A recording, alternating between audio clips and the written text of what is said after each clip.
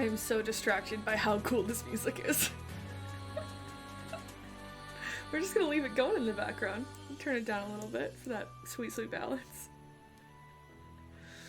But it's cool. I'm a fan.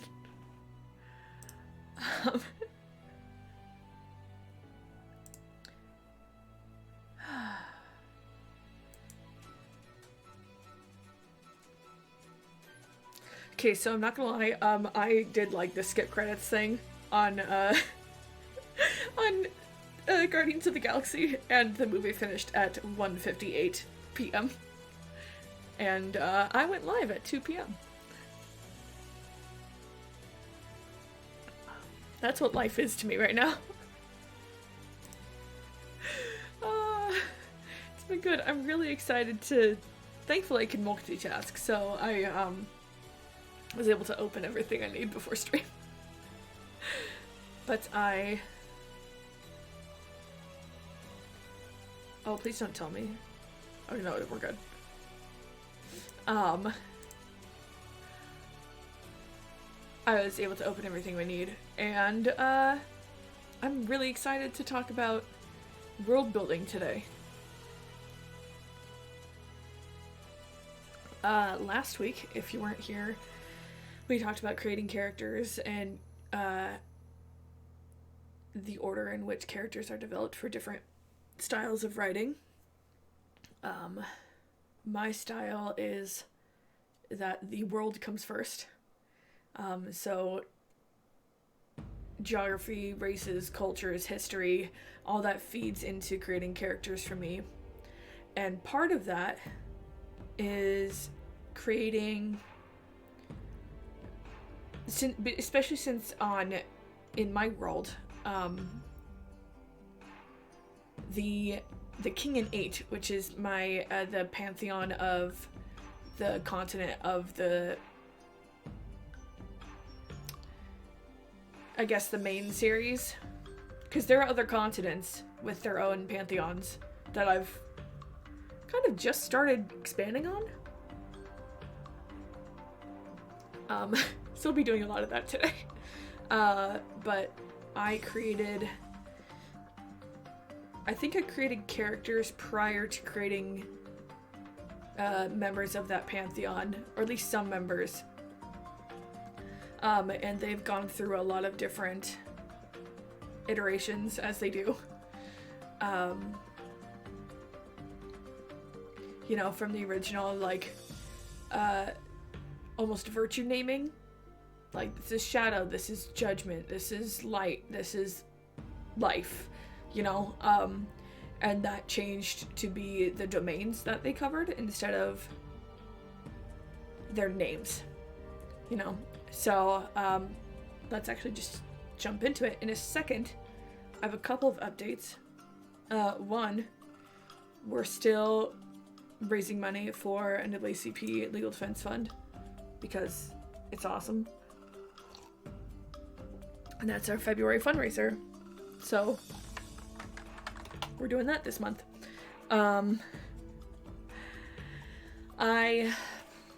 Goodness. I haven't worked, like, done day job stuff at all today, and it's been fantastic.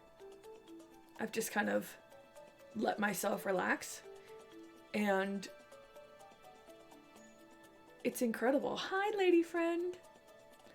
It's incredible. I slept really poorly last night until I woke up at like 3 a.m. and stopped myself from overheating. So I am well rested and so ready to do some creativity. Yeah, this morning basically breakfast, tea, Guardians of the Galaxy Volume 2, comfy clothing. That's literally it. And I am a very, that relaxation time is very precious to me. So remember, you should always take breaks if you need them.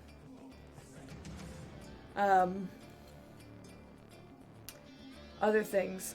I won't be streaming from Sunday the 14th through Wednesday the 17th. Because I'm going away for my birthday, which is on the 15th, on Monday. It's gonna be a good time, and we're gonna be back on Thursday, a little out of the ordinary, with a 12-hour stream for a birthday celebration and for our main charity stream. And I put a poll out there, and we are playing 12 hours of Pokemon White. Which I've never played before. But it should be good. It should be good, so write that on your calendars.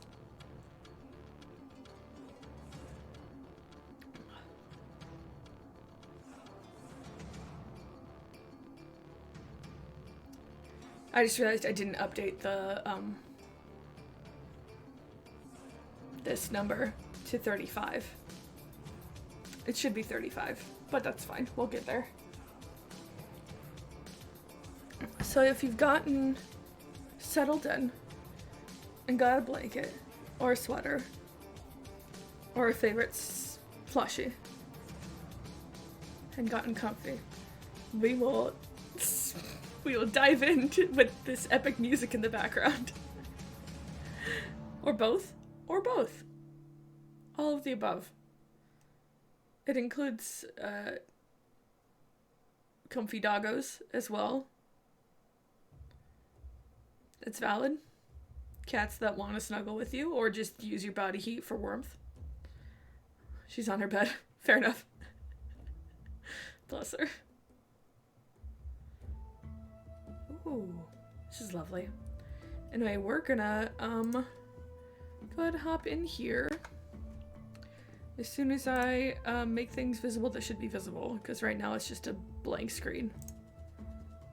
Boom. So, I'm just gonna do this. Here we are. This is just a base page. I guess let's start at the very beginning. What is one that I have not really developed here? Pai the Masked. Yeah, haven't really covered him. So when you, at least when I start to create a pantheon, I always go for, like, no, that came later. Creation story came way later. Because that's just how it went for me. I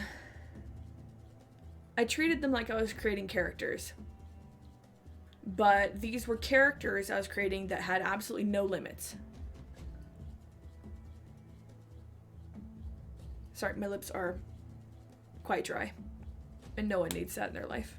Chapstick is amazing.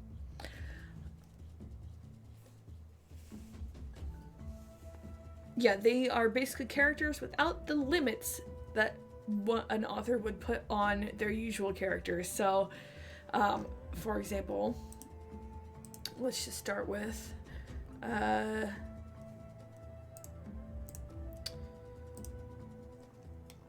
this guy, Dreddy. He's technically the patron of the Jeline, but basically has none of their limits. So he is his own power source. Like, he didn't, when he bestows his Deveda or magic on the people of Gadriad, it's kind of based on his satisfaction, or there, I suppose. People use heat for him, for Dreddy.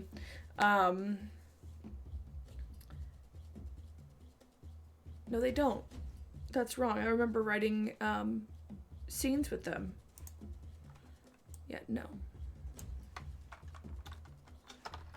That's wrong. See, everything's always developing. So they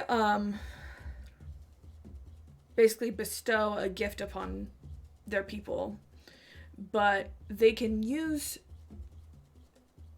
portions of, or like the abilities that that gift provides without limit. Basically, Davida in my world has consequences because every magic system needs to have consequences. If you have someone who can use power indefinitely, they're overpowered, basically. Depending on what that power is, nothing can stop them. And it kind of dampens things a little bit.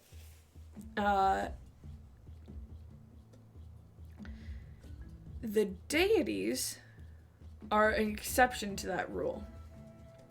And we'll talk about magic systems at a later date. I don't remember when. It's later this year.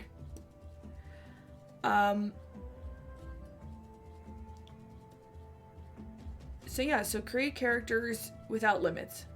They have their own personalities, they have their own beliefs, they have their own systems that they govern by. Since we're on Dreddy, let's talk about them a little bit, and what I do for Deities. I forget which one I was the original one I created. I think J.A. was my first one. It's basically a shadow.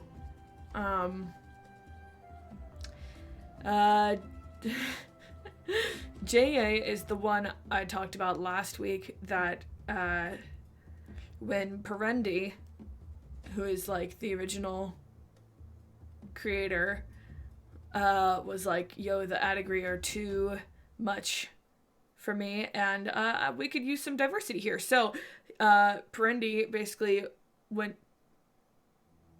to the other 8 beings and was like, hey, you know, here's your portion. Do what you will. Have fun. And Jaya was like, nah, I'm good, thanks. And kind of just went on to do his own thing. But basically for me, like I said, I start from the concrete, from the foundation of creating a character without limits. And from there, I'm like, okay, what are they in charge of in the world? What would, if people prayed to them, what would they be praying for, specifically to that deity? How do people perceive them? And how do they perceive people? Because it's that relationship. And this all comes through the lens of how active are your deities in your world. So mine are varying on that front. They're varying. J.A., despite not being a patron of any one race, is extremely active in the world. While Kohei, down here, is not. Kohei, this is like, there are different factions within my deities of people who want to separate from the world and not be a part of it, and people... Foreign Endor, hello! Thank you so much for the follow, and welcome to the sweater pile. Enjoy your stay. How are you doing today?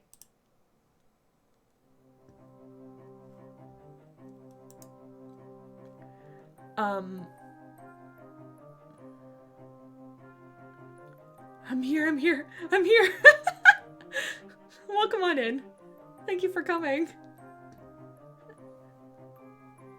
How's life? How's Wednesday treating you? I was just talking about this guy on the screen who can't be bothered. With governing a race, so he just does what he wants. and I was saying I start with the foundation of creating character without limits and go from there. Just had to wait for my laptop to boot up. Fair enough. Fair enough. And from there, everything kind of explodes. I like to define both characters and deities. Last week we went over defining racial traits for different races to be like, okay, they are a tear, so their racial trait is obsidian-like skin and this color or this gem-like appearance of their eyes, and each one is different. So for the deities, it's like that, but on a whole nother level.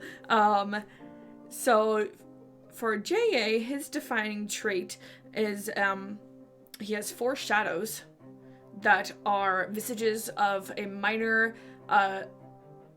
group deity called the Compass. And the Compass is pretty much what you'd expect. He oversees the Compass, and they are kind of a part of him. Let's see. I think I have to remind myself of their traits. Minor deities. See, I just have a list. It's pretty great. It's not even alphabetical. And they're not in here? Why? The Compass should be in here.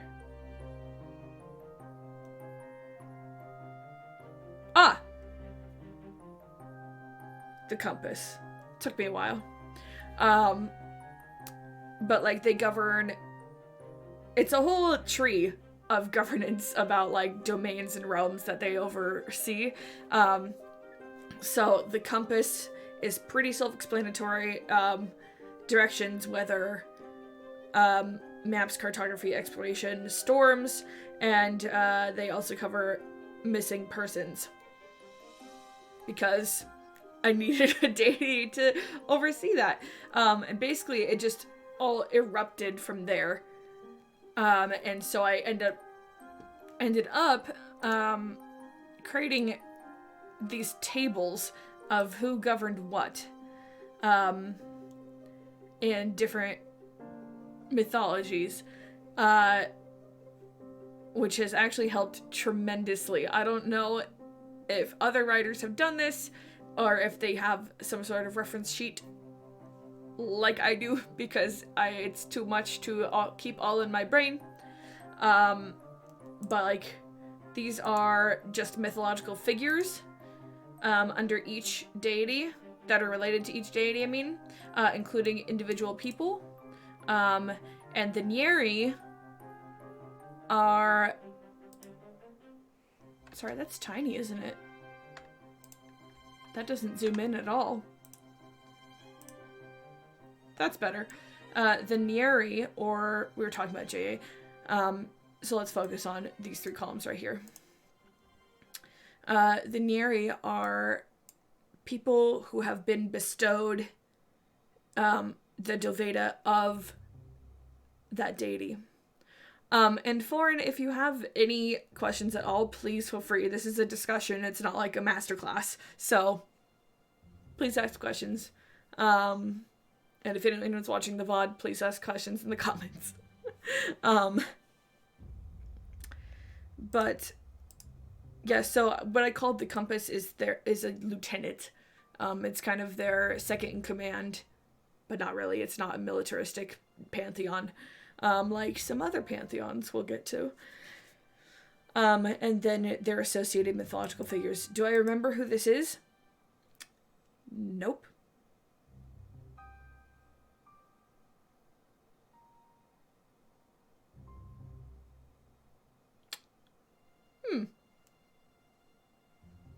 Their name is Rulaniel, so it's a Jolene. Mythological figures? Who are you? Oh, it's literal. Okay, it is really him. Okay, cool. I was like, it looks like the name for Phil's dad, but I'm not really sure. We'll get there, I'm sure. But then this is the more complex list that basically covers different subjects and what deities associated with them. So this helps me if I am writing a scene from a deity's perspective, I need to know, like, what conflicts can I involve them in. So they do have their own set of rules. They aren't I guess they aren't completely without limits. They're just without limits within the world. So if I were to say I was writing a scene about someone inventing, who knows, we're discovering a way to use electricity in my world, because electricity isn't really a thing. I would involve Jay in that, as he is a deity governing invention, and perhaps I don't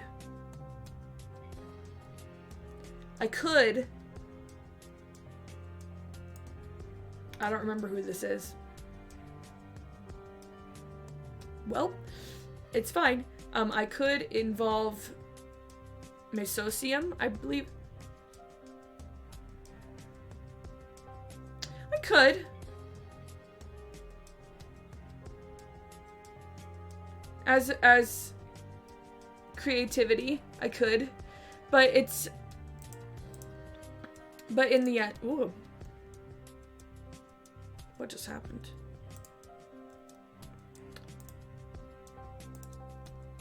I have too many windows. That's what happened. There we go. I could. But basically, if I were writing it from, it would be who would I choose to, whose perspective would I choose to write it from? If it was J.A.'s, it would be a whole different emotional perspective, say if Perendi was involved. Because my deities do have their own, and in my thinking as well, that all deities have their own personalities and opinions and ways they would approach certain things. So, like I said, there are multiple continents on this world. The King in 8 was the first pantheon I created. And basically from the ground up, it's creating characters, but it's also taking inspiration, if you want, from existing theologies. So I am very inspired for pantheons by Greek and or Egyptian mythology. Maybe some Norse in there. I'm a big nerd about it. But as you can see, I've also created all of these on Hero Forge because that's how I am. And how I see them, including this guy, who is Nie, who is the King of Fire, and he has a killer mustache. Defining visual trait, killer mustache. So yes, I have 3 pantheons and 2 monotheistic religions. I have the King in 8, the Queen in 6, the 5 princes, who are not very developed, as you can see, but their culture is very interesting. And why is this down here? And Kadir and Pai the Masked are both monotheistic cultures or religions. And for me, I think creating deities, like, creating characters is fun and all, but creating deities and pantheons is really where you can kind of just go wild and have fun with it. For example, this is Kadir. She is the Lady of the Storm. She governs Bolrare. Sounds fun and complicated. It is. It's both. Bolrare is a storm-ridden continent in the, I think, north center, maybe northwest. If it were to be on a flat map, northwest corner of the world. So, and their people, this is when it kind of gets jumbly, because the King and 8 I created before after I created some characters. So I had characters who fueled what their patrons looked like, acted like, behaved, believed, all sorts of things. With the other 4 religions, I created the religion and the people at the same time. Because they were not the original one. Basically, I created a world and I was like, it's beautiful, it's this one continent, it's cute, I love it. And then I was like, you created a planet stat.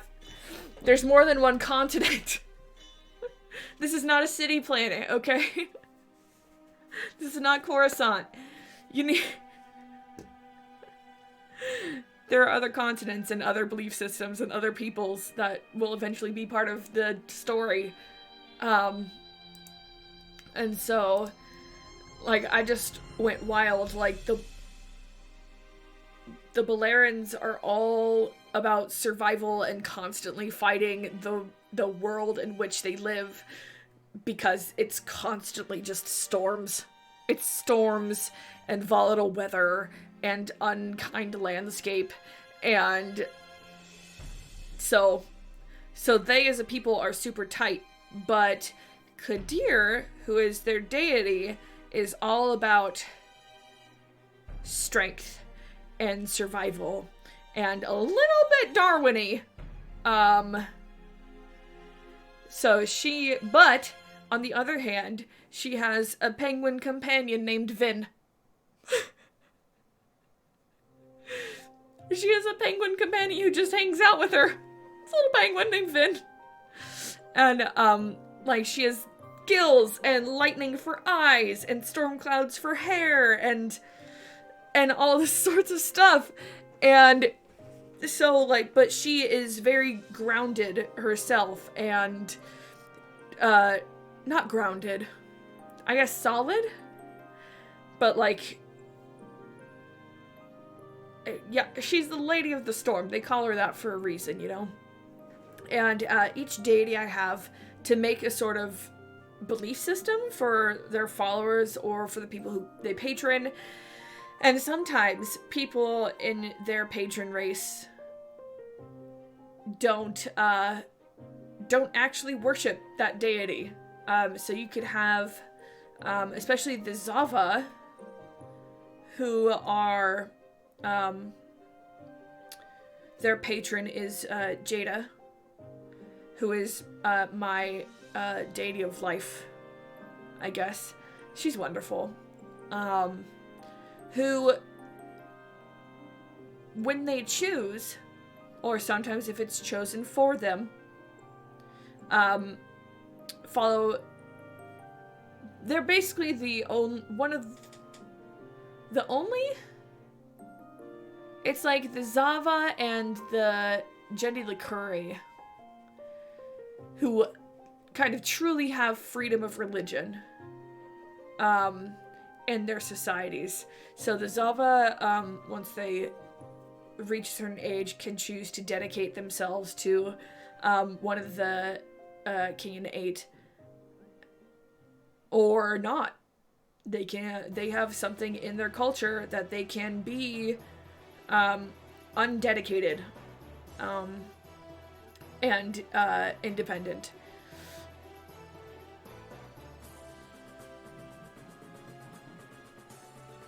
But yeah, so there's that aspect of, well, there's some variance in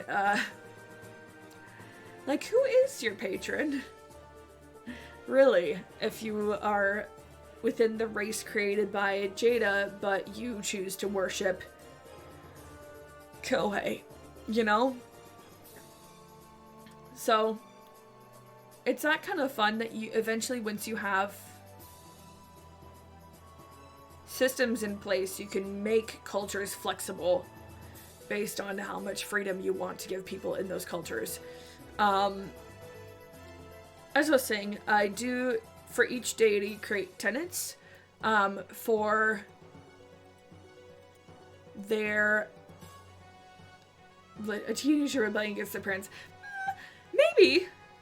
Like, there could be, but the Zava, especially the Zava, it's a very, like, sacred decision that is, like, a coming of age for them.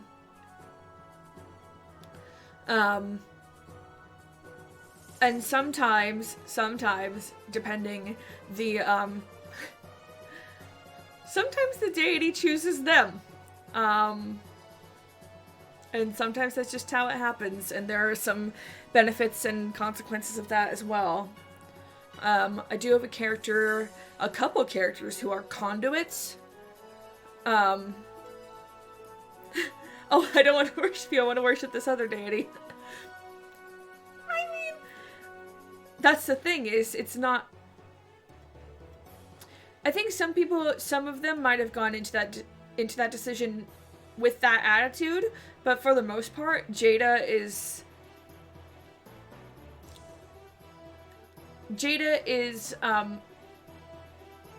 detached.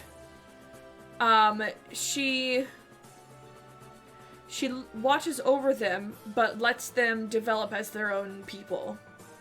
You know, she doesn't have a manipulative hand in their growth. Unlike some people like Jedikev, who's very, very, very controlling. And cruel, almost. Yeah, cruel. He's cruel. And manipulative, and not a great dude. But yeah, so these tenets, basically are things that followers can, not ascribe to. I mean, I guess they can ascribe to them, but they're goals. They're goals for behavior. So, goals for behavior and sort of overarching belief systems. So for Kadir and the Balerans, it's basically only the fit survive, and one must do what they must to survive. So these become core beliefs and core... I don't have the word for it. They believe that this world was created as a test for the Balerans to become stronger, and that Bolrer was created as a refuge in a world otherwise decomposing, and that the Balerans can only rely on themselves. So these are beliefs that Kadir has inspired and made thrive within this society, and so, which is the reason they don't ever try to really leave. Is because they have a little bit of brainwashing going on, where they believe wholeheartedly that the rest of the world is dead or dying. And so they have to fight to survive on this one remaining living piece of land, no matter how harsh it is to them, over time. So it's a sometimes it's very nuanced. Because Kadir is like, oh yeah, I govern the storms, I'm kind of chaotic, blah blah blah. But in this situation, or this circumstance, she's so minutely controlling that whenever someone starts to doubt that they're alone on the planet, she kind of pushes them against that a little bit. So she, I would say, is very involved, but only in keeping them on the small continent that is Bulrer. Other examples of tenets, just so you have a variety. Do I have tenets for these guys? I don't have tenets for them. Well, that was something I did come up with much later. So, but these the King and 8, the original, are all more developed than the other ones because they came first. Oh, Kaios. Kaios is fun. Another thing I like to do is have each deity kind of have their own realm. This was actually inspired by a text-based multi-user dungeon that I grew up playing, called Fiery Mud. And in that, all of the immortals, or the coders, basically had created their own spaces.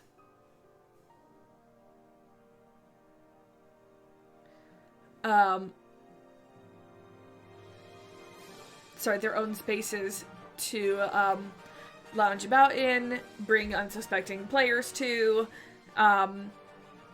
oversee their areas from, and so that kind of inspired me to have each deity have their own system for, like, their own place, which is their afterlife for people who worship them.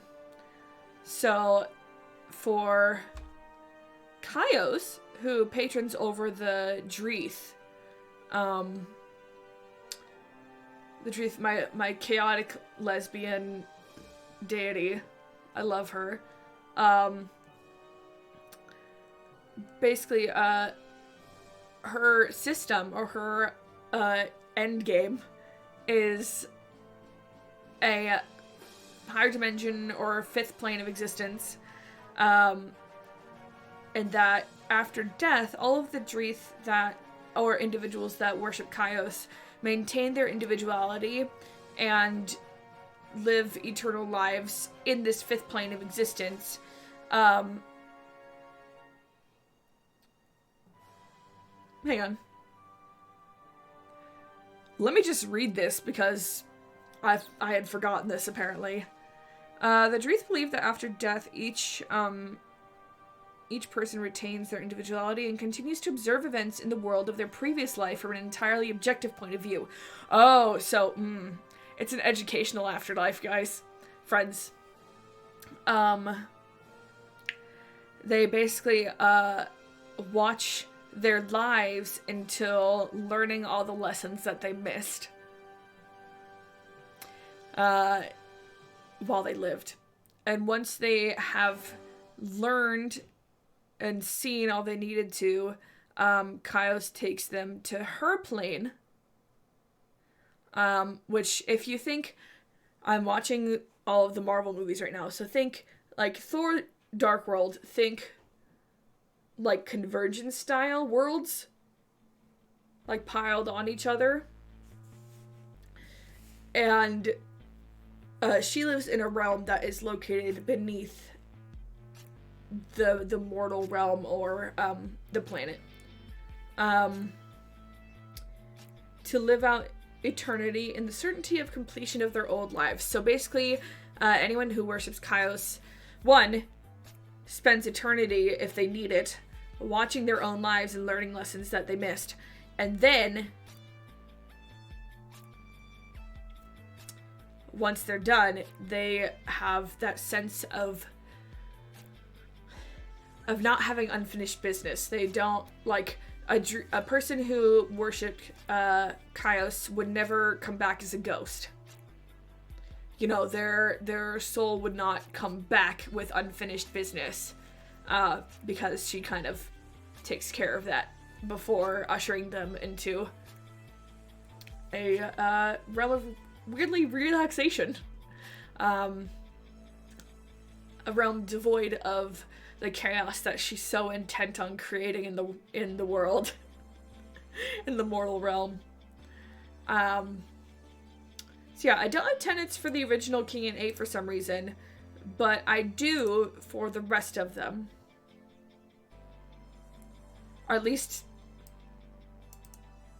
the Queen of the Queen and 6 has tenets. Kadir has tenets. The 5 princes will have tenets. And Pai will also have tenets, but I have not written them, as you can see. Thorin, I didn't ask, do you write? Do you write or create stories in another way?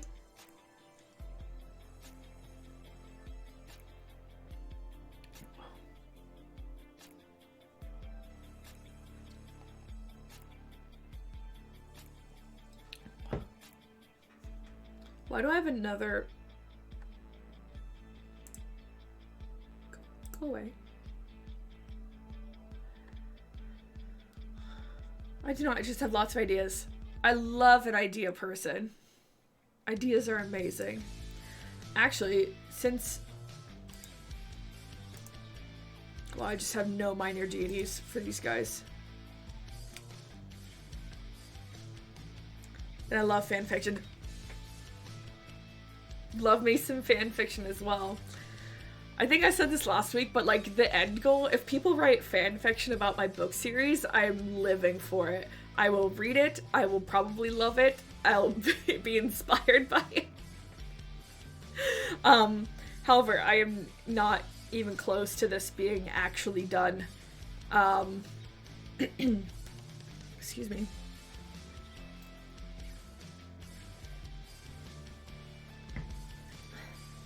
So, and what's fun about creating a world where the deities are active characters is that as the author, you get to play so much. It is such a huge and glorious playground.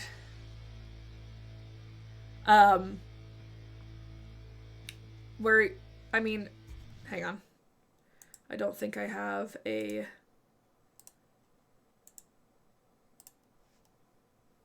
scene 1 open. So let's just do that real quick. Like I have whole chapters.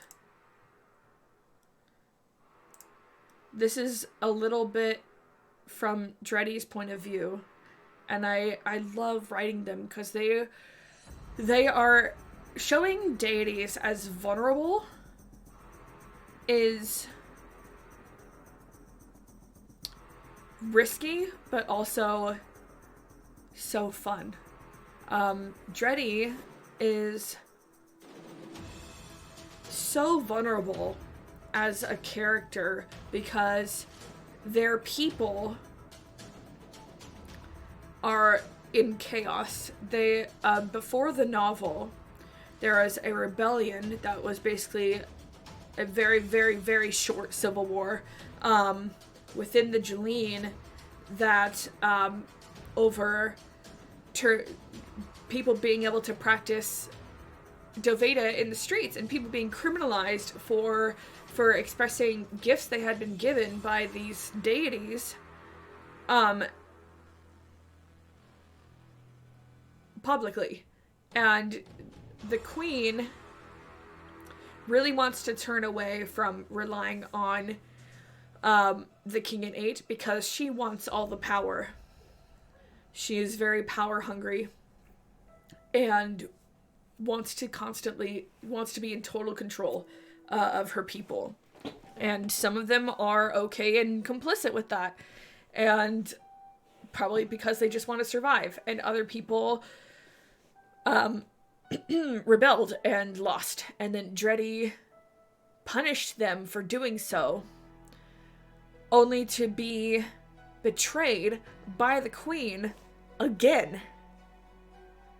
And so they are very, very quickly losing the belief of their people. And it's not like they need to be worshipped in order to survive. Some of them definitely rely on that in order to be powerful, but I usually focus on one idea so much that I have to walk to organize my thoughts. That's fair. That's fair. OneNote is how I organize my thoughts. OneNote and spreadsheets, because I'm a stage manager. Stop thinking about it. Fair enough. Hyperfocus is a problem I face as well.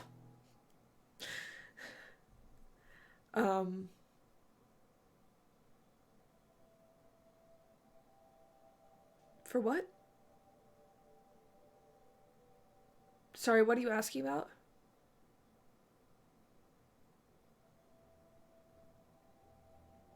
I was talking about how the deities don't need worship to survive stage manager. Oh! Well, nothing right now because quarantine. But theater. Stage productions.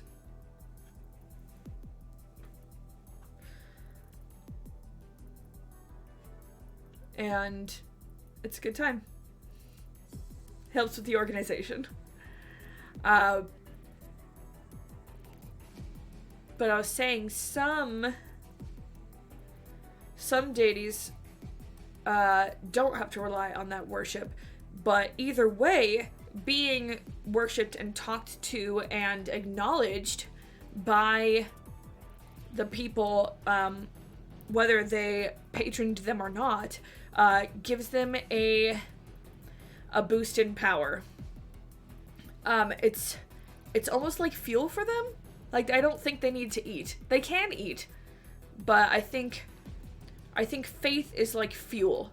And for my deities, at least for the King and 8.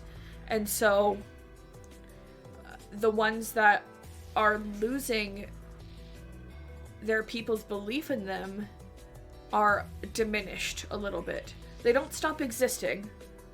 They're just less than they can be. And Dreddy is one of the ones that suffers from this. And so I have little snippets of scenes that are from their point of view that show the rise and fall of power within them based on certain characters' actions. Oh, that's fair.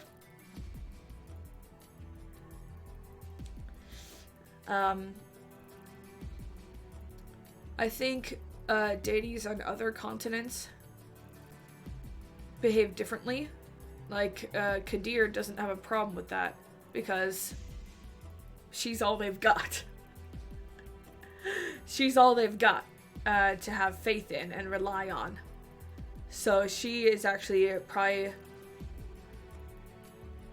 one of the most powerful deities on the planet. Or in that, you know, religious space. Just because. Yeah. I think let's write some deities. After I take a short break because I need to get something to coat my throat with. Because my voice is already going out. So that's great. It's been about an hour. We're gonna do a short break in a moment. And then we'll come back and do some writing.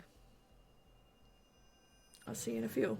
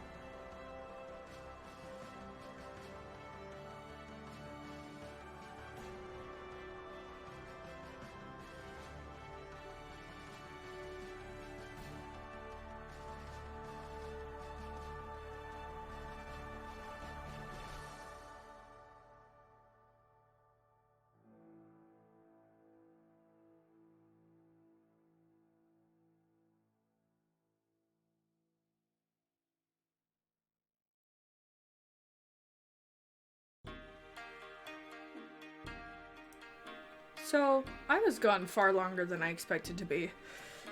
Because I, was doing something, scratched myself, and, broke skin. So, had to take care of that real quick. Thanks for your patience, friends. I brought stat snacks today.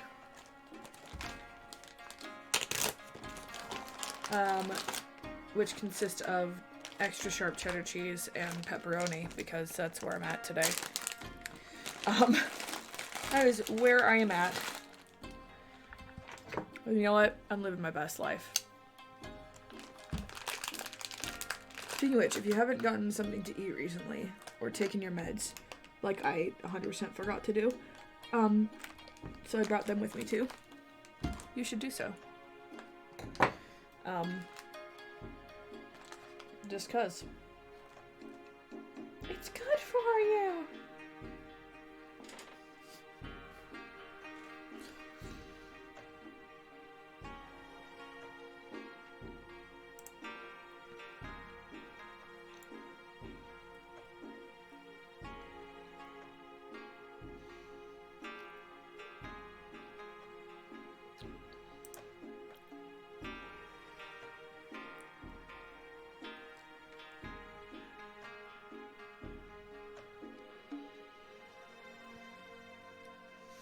So yeah, theaters are fun, and I think we're gonna do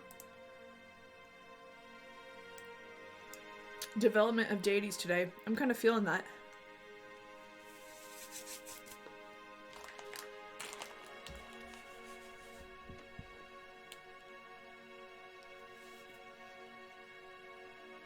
Mm-hmm.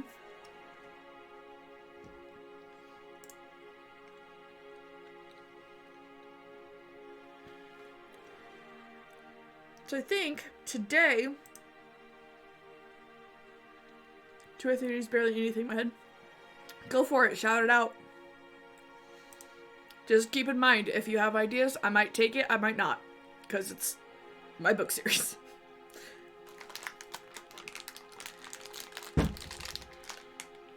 I guess we're finishing this cheddar cheese today.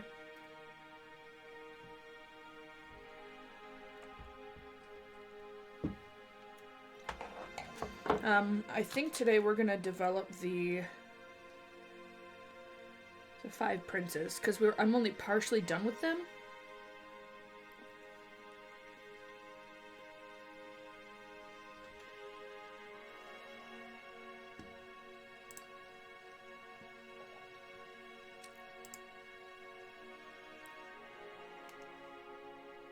That was weird.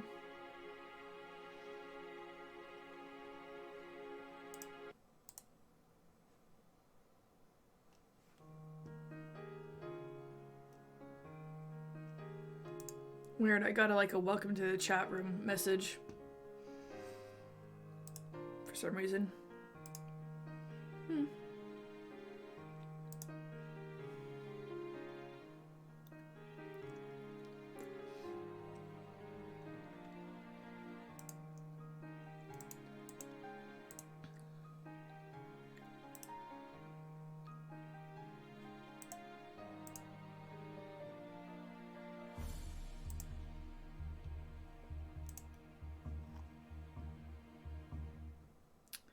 It's colder. Is it Nonu that has the 5 princes? It is. Okay.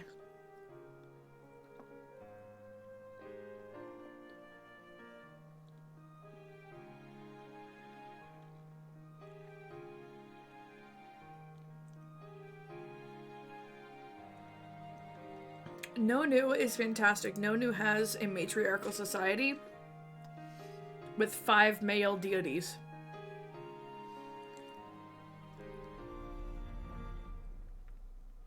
And basically, how their society works is that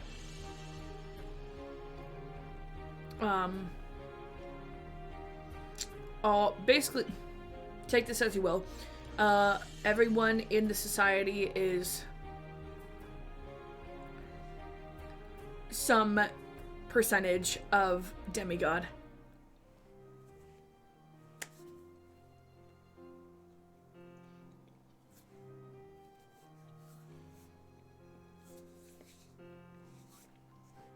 need to have that open.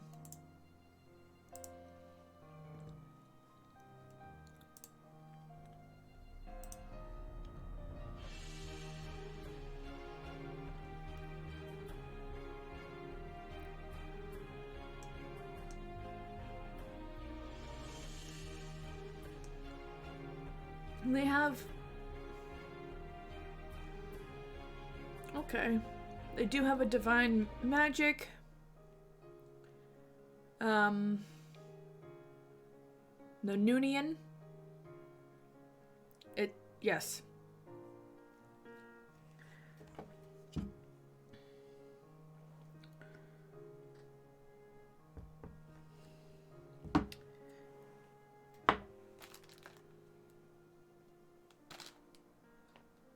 Sorry, I'm very hungry.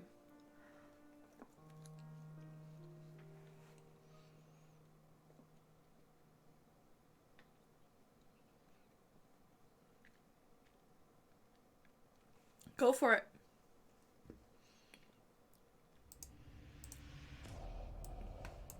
I need that as a reference for making these.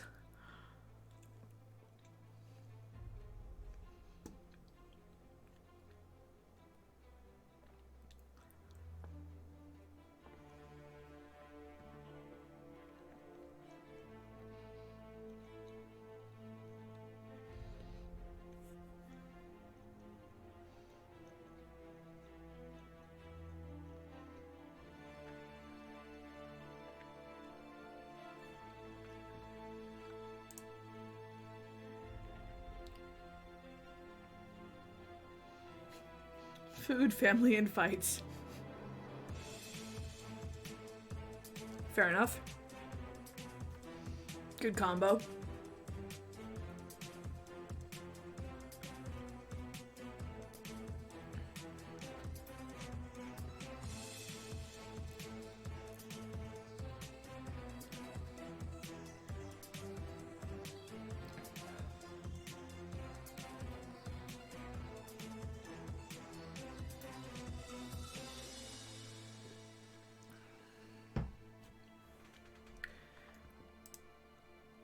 I think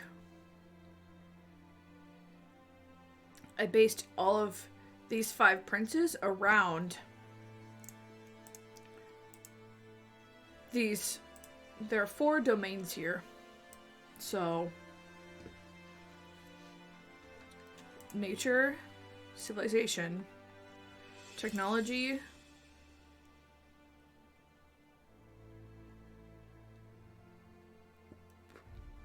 neither.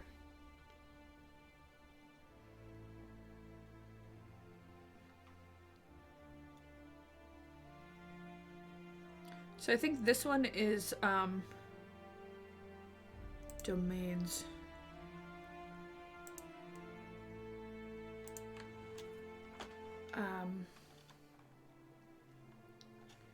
Okay, so I just chose to not do that magic. Abstract. And I think Mamea is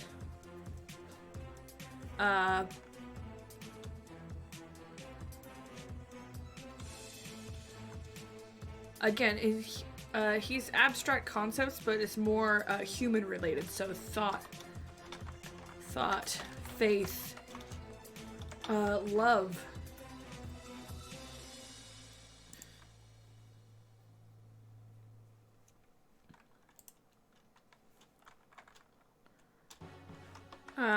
We could go so far as emotion, but nah.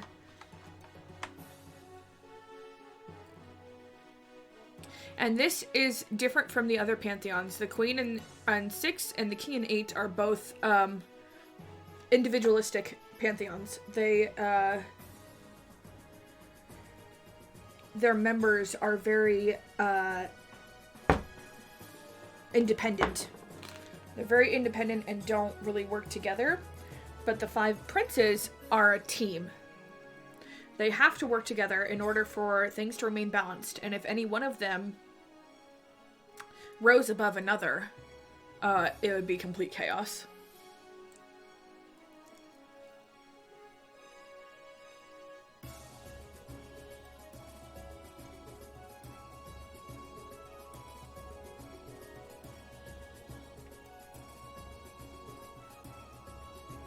So this is kind of my template. It's a similar template that I used for characters. So they have a name, their country or continent of origin, the designation they are known worldwide as, their title. So for like in the King and 8, oh my goodness, why did I put them somewhere different? So like in the King and 8, their titles are like the Destroyer or the Shadow, the Catalyst, the Judge, that sort of thing.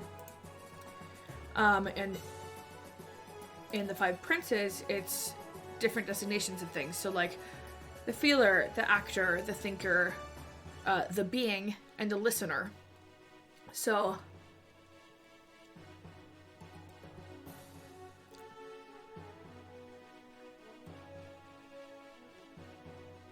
I have no idea what these guys look like.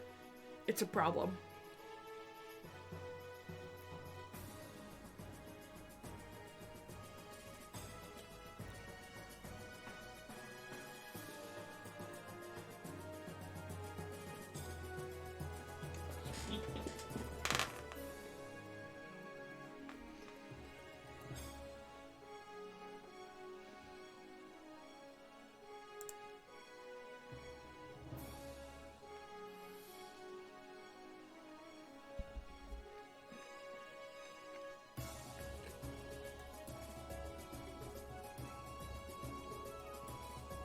Okay. This is I'm taking a look at this and saying like, okay, so what's his face? Sinsa, his domain is technology. So he overlooks things like agriculture, cartography, commerce, discovery, doorways, illnesses and plagues, medicine. It's very, very widespread, what he oversees. As are a lot of the other things, but I feel like this person, if I were creating a character that embodied all of these things, it would be someone who is grounded, someone who is ordered, someone who is passionate, because I included progress, music, invention, healing. I included all of those things within technology. So, and it makes for a very complex character, and I love it. So if I were to actually design this character, I think we'll use Hero Forge this time. I haven't used Hero Forge in ages, so please excuse me while I reacquaint myself with it.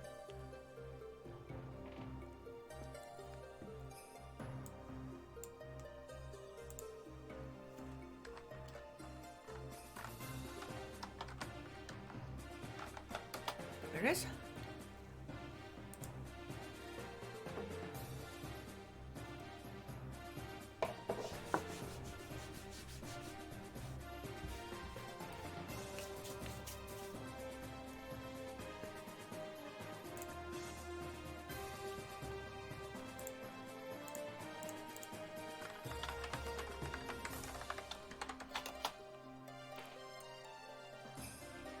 Oh, hey, that worked the first time. They've changed the look of this a lot. So this is Hero Forge. And we're gonna be building Sinsa, because he was the first one that I started looking at. So he said, grounded.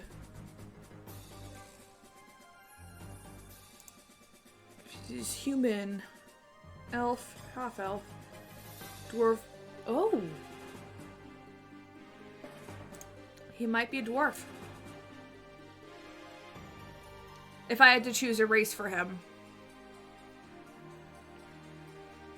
I feel like Sinsa is almost like the Hephaestus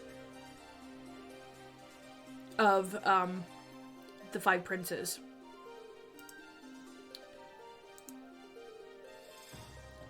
This is a lot.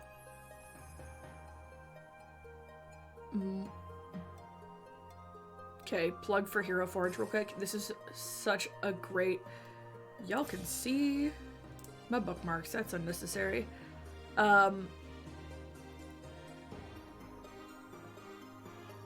Interface. This is such a better interface. Very grounded yet compassionate. There's a lot of different faces in here.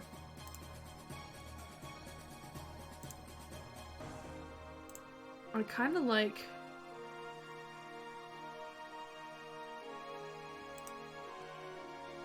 I kind of like this one, but it needs to be softer. You know? Oh, there are a lot of options.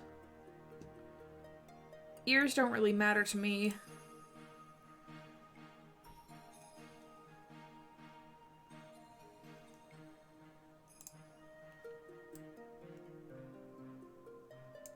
Yeah. See, there are additional options. Hang on. I think someone's trying to get in. Nope. Just my imagination. Oh, it was Lady Friend coming home. We're good.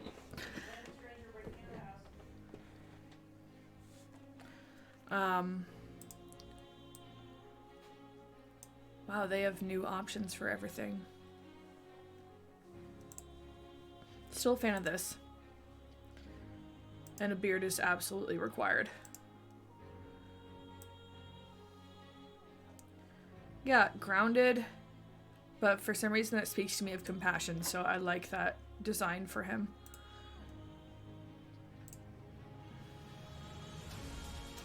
Just a straight up unibrow. Actually, I don't hate that. I don't hate that.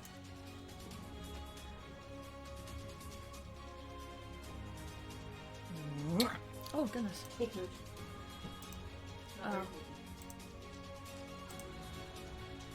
Let's just keep normal teeth. And there are no horns to be had. So, yeah.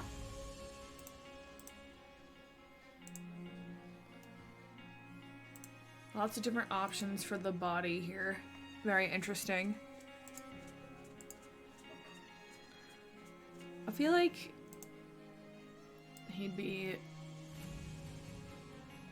just strong. We can have different arms from the gloves. Name NA. Yeah, we'll get there. We'll get there.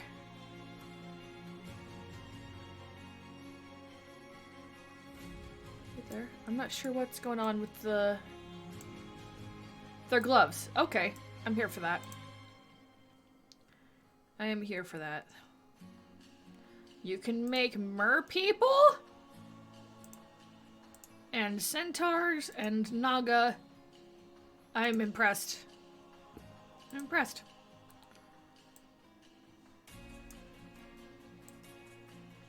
Just enormous head. What does the posture do? Oh, interesting.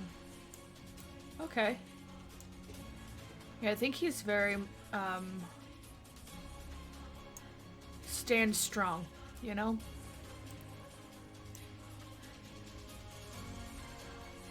I like this. I actually even like what he looks like. No wings, no tail. Literally. It's a choice.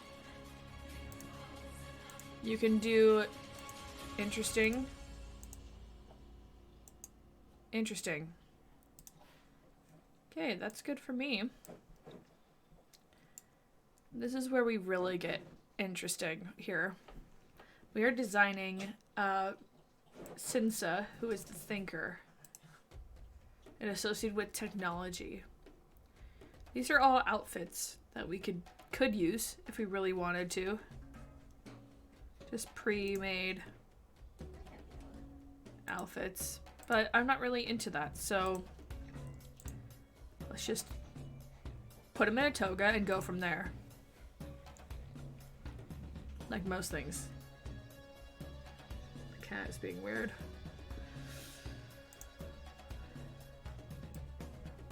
That's very, like, Mind Stone. I'm here for that. Okay. Neck items have been moved to the chest menu. Okay. I don't think he wears anything on his shoulder. He is strong. Name, origin. WWD? Cool. I'm not sure what WWD is. But so far, I'm a fan.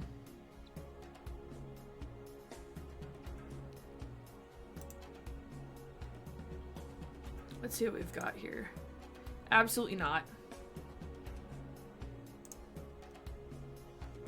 Nope. This society does not have tailcoats. So that's gonna be a no. Bounce between friends, family, foes, warriors, and lovers. Ooh!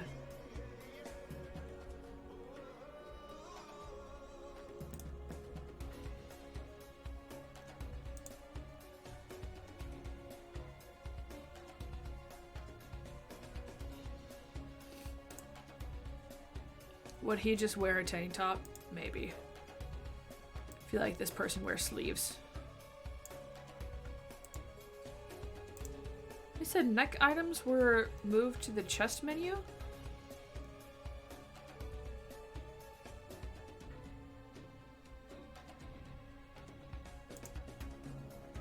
Oh, that's just great.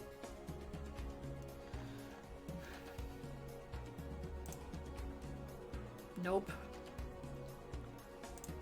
Going back to our original. I like this. He would 100% have gloves on. Nice. Yes, pansexual representation. I'm here for that.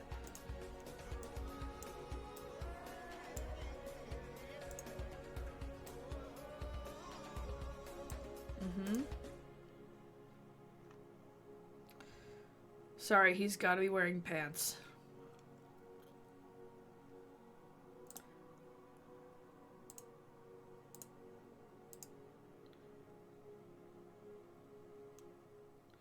I know it's boring, but there's gotta be pants in his life.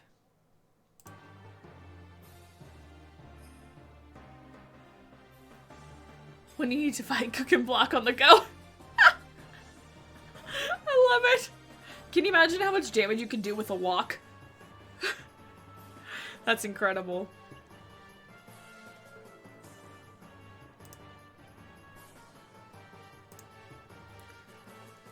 Lady friend, he gets around. He needs pants.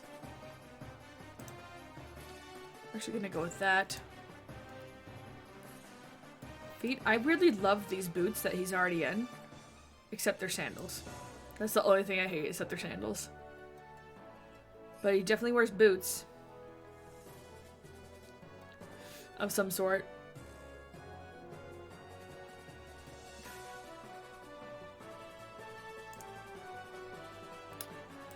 He might just be very basic.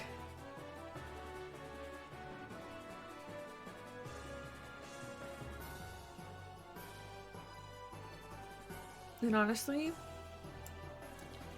for the guy who governs technology, I don't think that's a bad thing. I love those. I absolutely love those. Steel-toed. It's a choice. Gear. Here we go. This is the fun stuff.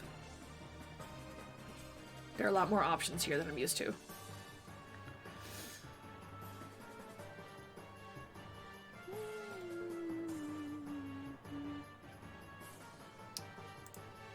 Invention. Okay, these are all like bags or containers, weapons, or blades, clubs, shields, food? Just food options? Lieutenants, question mark. Fair. Magic, staves. There are no guns in my world. They don't exist and won't. Axes. I feel like he doesn't wield a weapon. These are animal friends. Turtle? Look how bewildered that turtle looks. Can we just appreciate that for a hot sec? That poor turtle looks so bewildered. Oh no. That is what looks to be a winged ferret.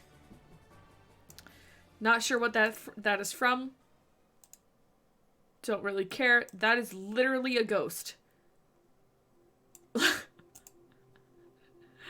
A starfish, a little bird. I always feel like Cinsa is a seal. So if it's a bird in one hand and a tool of some sort in the other hand, I think that'll do it for me. If there are tools. And it's not just instruments. What is this? Enormous things. Okay. Or a torch? A bird and a torch, maybe? What is this? No clue. Lantern of some sort? Crossbow.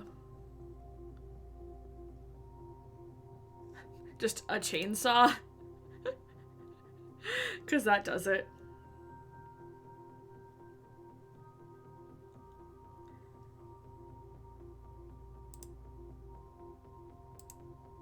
Sure. I need like a tool. Not a dagger.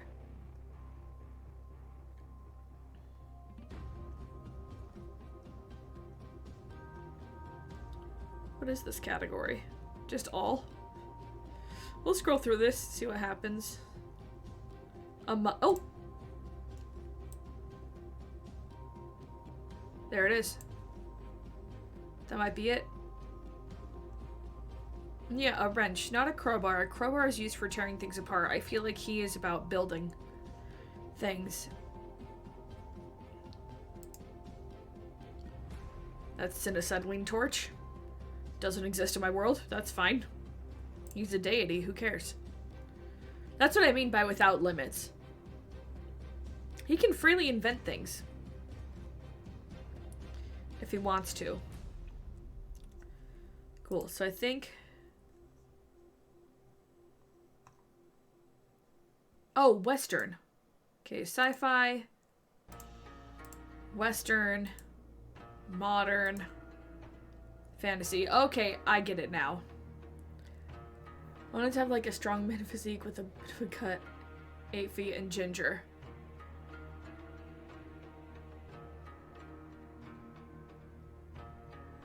Yeah, okay, okay. I'm thinking Ghost of Christmas Present from the Jim Carrey Christmas Carol.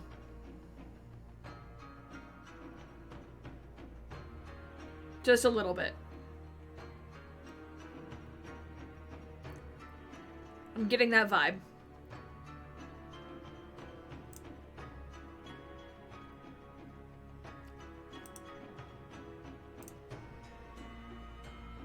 The Ghost of Christmas Present from Jim Carrey's Christmas Carol. I lost the wrench. Where did he go, George? There it is. And on his person...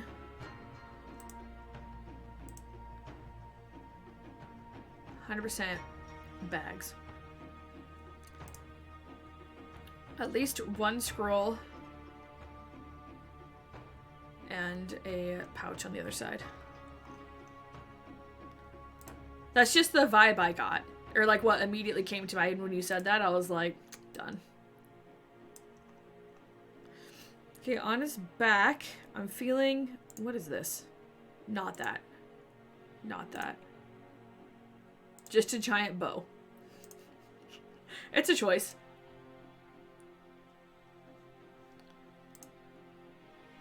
Well, that's very modern.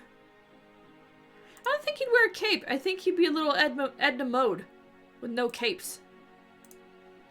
But would he have a pouch of stuff? Absolutely.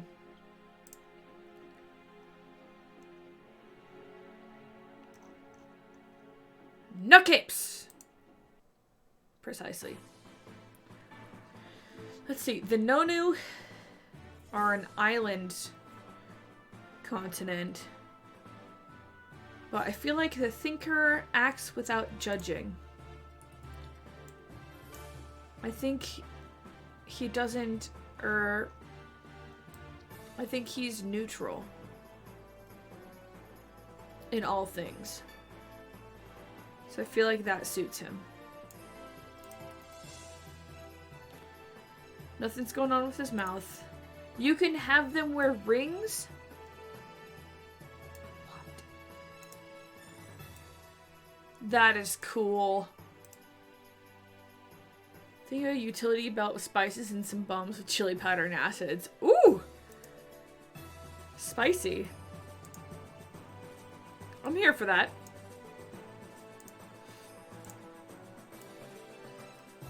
I'm here for that. Piercings.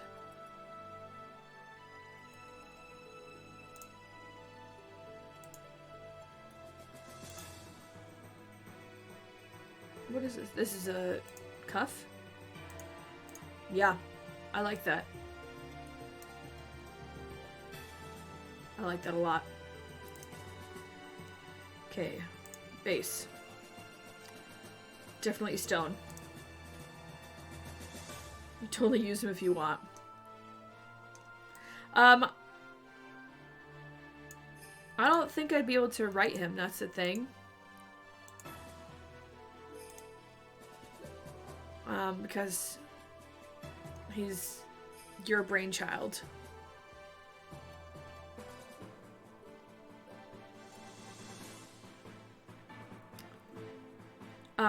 But if I were to do so, it'd probably go into Palelo, who is the actor and in charge of civilization. That's literally all it is making it up as you go. I'm here for that. Let's see, the Thinker. Is there like a toolbox or something? Rope, maybe? No.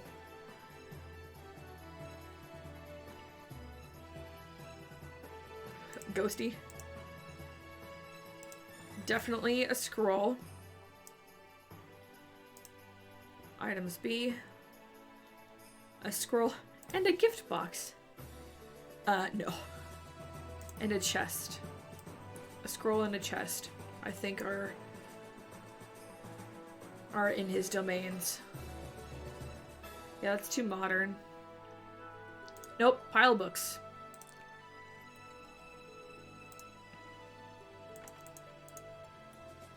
That is Sinsa. Yeah. You can have mount. Let's just put him on motorcycle just for kicks. Oh my god. I'm so mad at how well this works. I'm so mad at that. Motorcycles don't exist.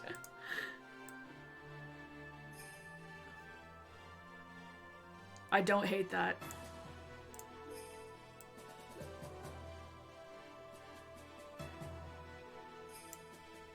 But yeah, I don't...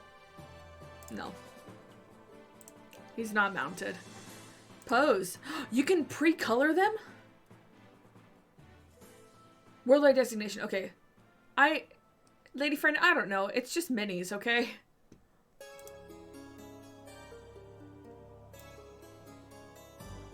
I don't think he's that proud. He's not a monk. He's not that defiant. That's him. I think. These are very active poses and I feel like he's very passive.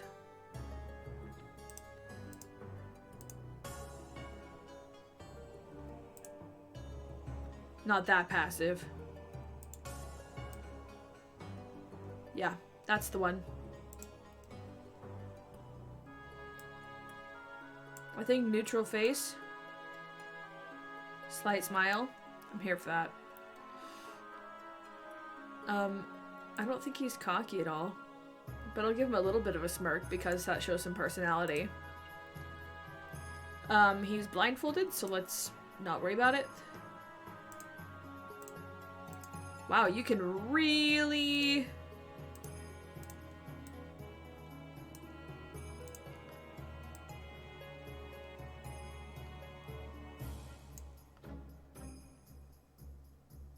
Wow, you can really change this. They have... This is impressive.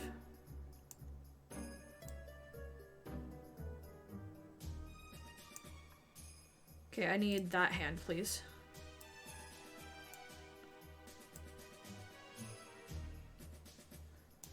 They've updated it since... Yes, they've updated it a lot since the last time. There we go, I think that's more realistic with the bag there.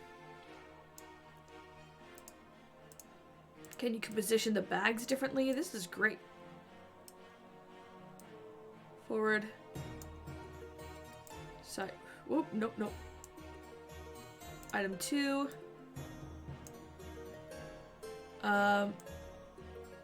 Nope, we're gonna bring it over here.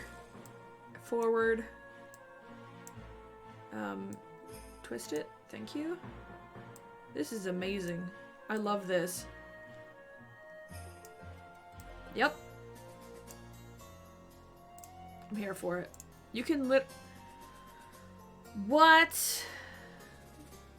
I didn't know you could pre-color them. Oh, that's amazing. It literally takes away me having to do a sim and a mini for them. This is everything to me.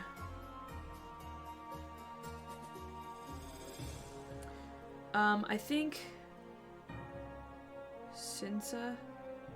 No, Mamea is gonna be super dark.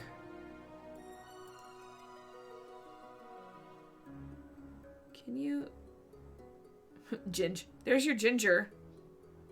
Ender.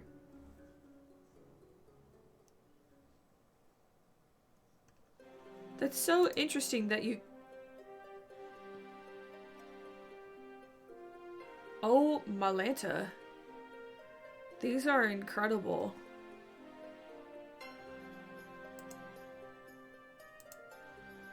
Okay.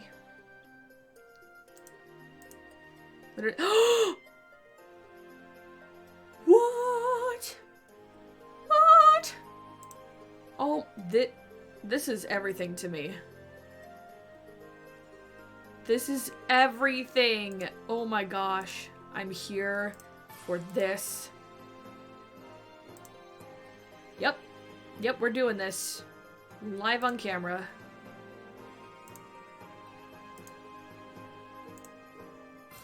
Doing it live.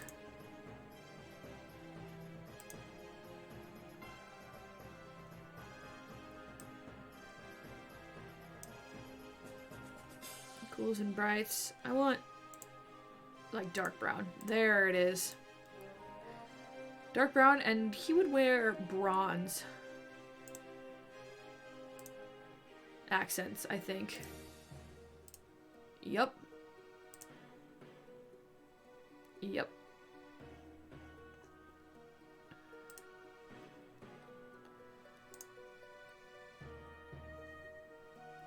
This is incredible. I'm 100% here for this. Like, good job, Hero Forge. I did not expect to get this today, and this has been everything.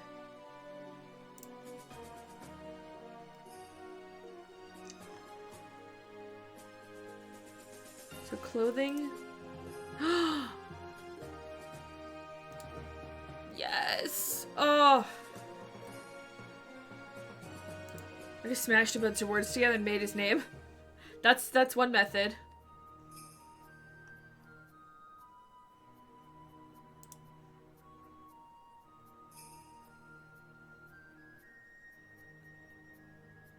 Calremter the Bringer. Alright. Alright.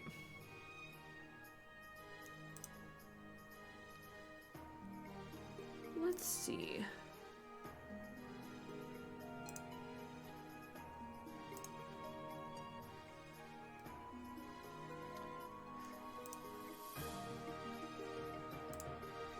What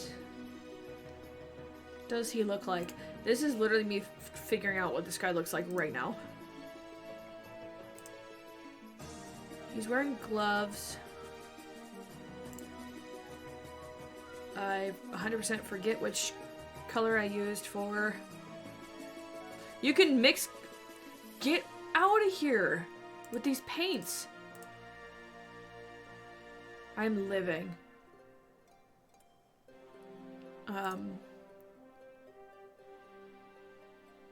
I said bronze? Yeah. Oh my gosh, I'm living. This is fantastic. Can I please rotate? No. No, I can't rotate without painting something. Alright. It's fine.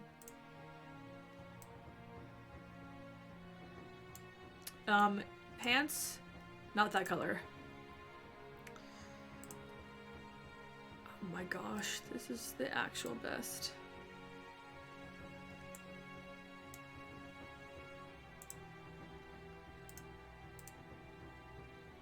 And then I said bronze for highlights, yes.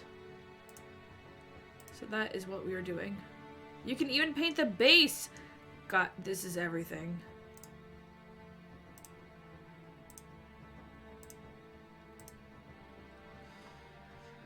Okay. That's not bronze. Is this what I used? No. The caregiver or maybe cultivator? Ooh! Cultivator's interesting.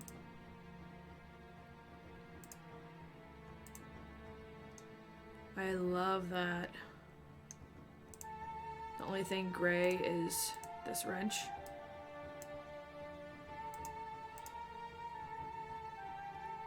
And the bird should be something spectacular. The bird should be like green.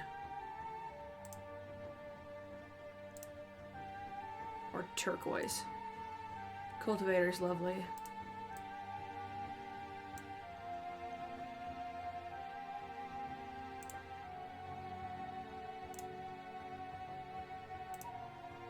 Yep. That's the bird. There we go. It's bird colors. Yeah. I like it. I'm liking it so far.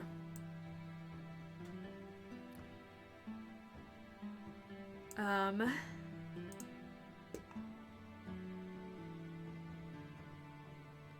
did I choose for? Is this what I used? Yes. There we go. Ooh, this song though.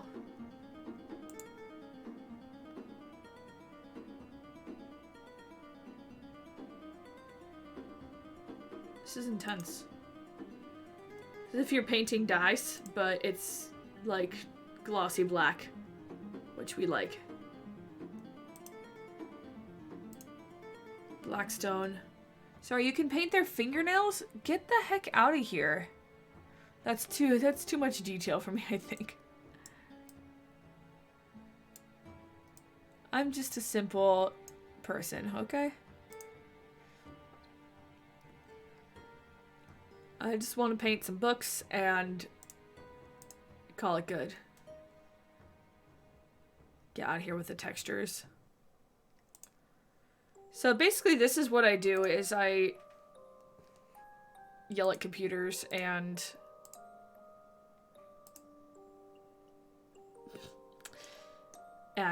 I didn't think we'd be painting a miniature today, but this is 100% Cinsa. I love it. Can confirm. I basically yell at computers and hope for things to work out, you know? So yeah, I use a lot of, what is... let's do a color that matches the bird. Oh, too bright, too bright.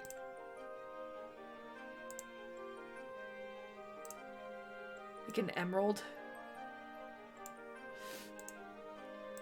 And then, of course, do a brown that doesn't quite match everything else. But it's a bag, so this is incredible. Nope. I am in such love with this and how everything looks. Like, this is incredible.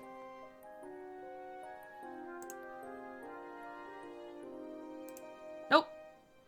Misclick. We used this one. Nope. This one. This one? Yeah.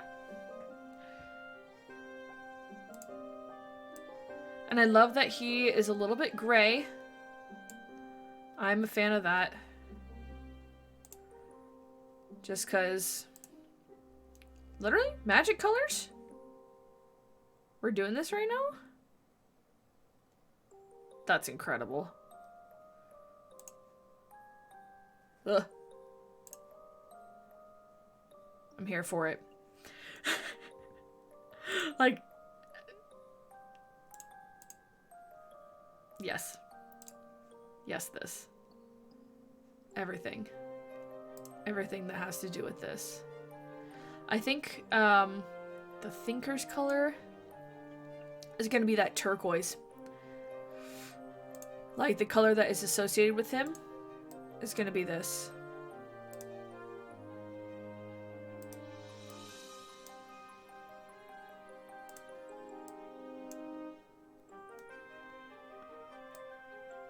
Yeah. Thoughts? Feelings?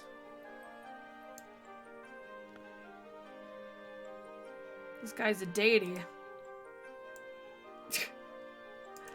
Incredible. Just incredible.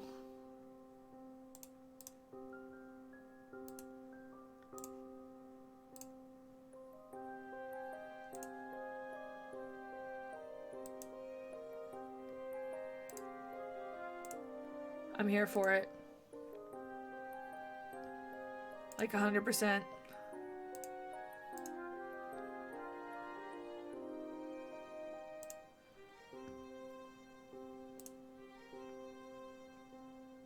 You color bone? You like it? Oh! Why? Yeah, whew. I'm a fan. I'm a fan of this.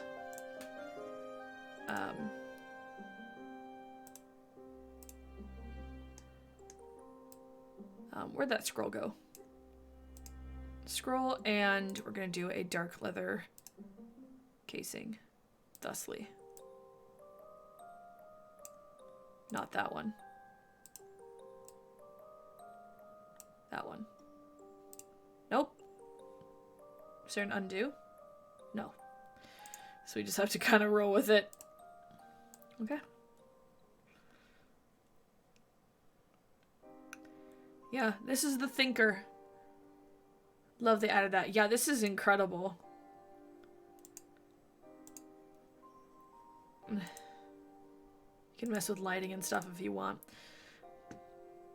Oh, and you can actually take pictures, which is not available to us right now. So we're just going to do it old school. Which is how? The snipping tool. That's how we've done it forever. And this is how we'll continue to do it. Oh my gosh, I love this. So this is Sinsa.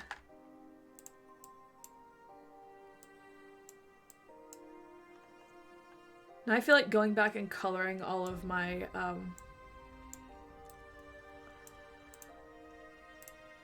this, yeah, that's fine.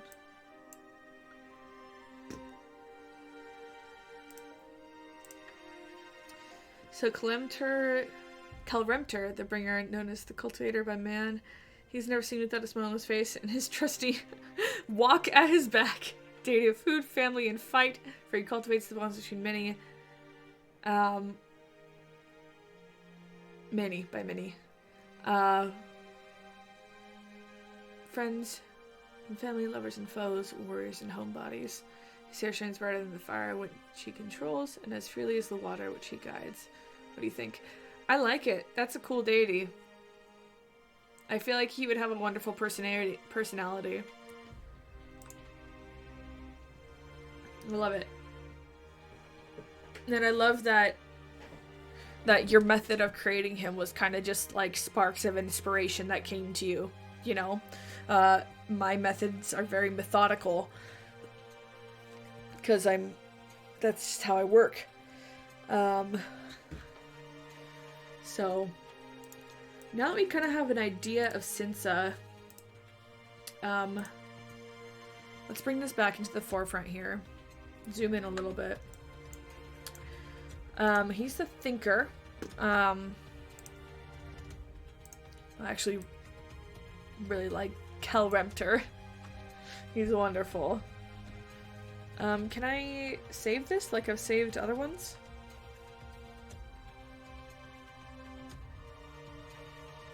I can share it to Instagram. That's great. I'll rename. Accept. Save. Oh, there is an undo up here. And all of my people are still here. So I could go back and paint them if I wanted to, which would be everything to me. Because one of the things I do to figure out what characters look like and how they present themselves is miniatures and The Sims, and there is a spot of sunlight directly on my face. Where's that even come? Oh. Maybe? I'm not sure if that fixed it. But I can pretend it did. Yep, it did. Cool. Realms, we're going to refer back to our domains and realms. What did I put for like the king and 8 on this? Out of curiosity. Domains. They covered a lot less. The king and 8 each cover a lot less than the 5 princes because there are only 5 of them and not 9. I know it seems logical, but that's just how it is.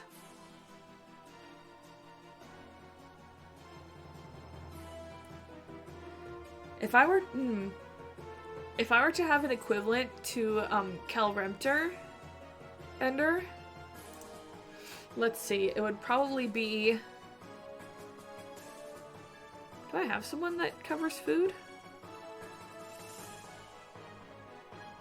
I know there's someone who covers celebrations. I'm gonna move this. There's just gonna be sun on my face. Ow.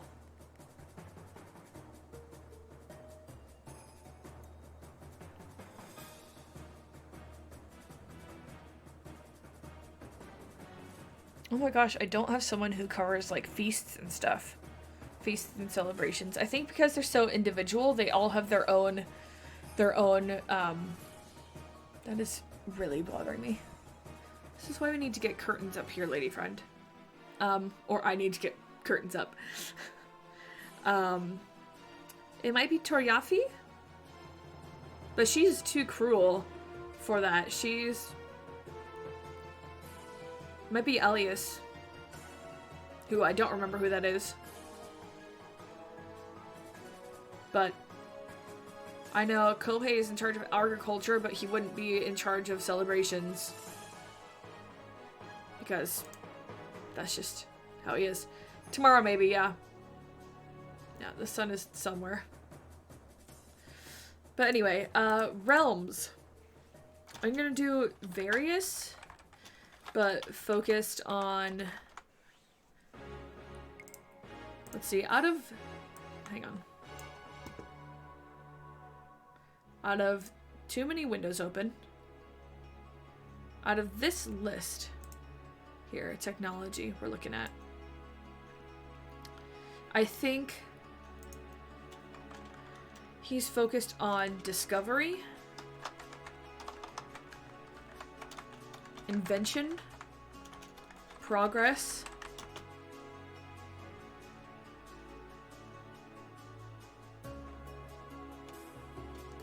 Communication. And commerce. Now that clearly went off the page, so we'll just have to... there we go. Oh no, where'd you go?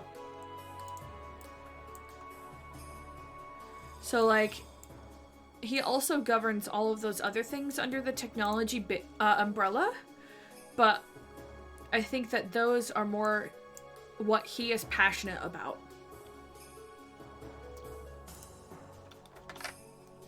I like that.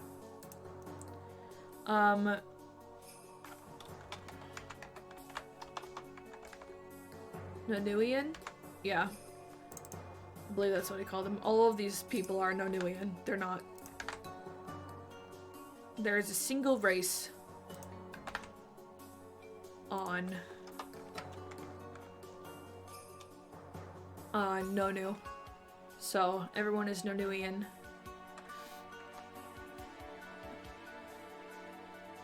Realms, abstract again.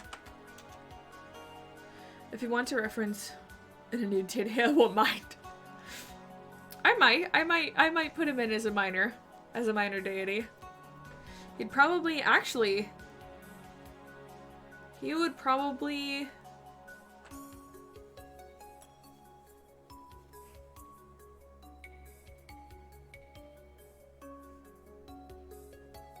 Sitsing. Being... He might be, he would probably be, related to Palelo. If the 5 princes have lieutenants at all. It does? I don't, I promise. Oh, it's the sun. It's the sun. I have no idea where it's coming from. I'm just gonna lean over here. Like, I literally can't tell from where it is coming. There. Oh. Right there. So, it's like reflected off of something and over my monitors. Thank you for pointing that out.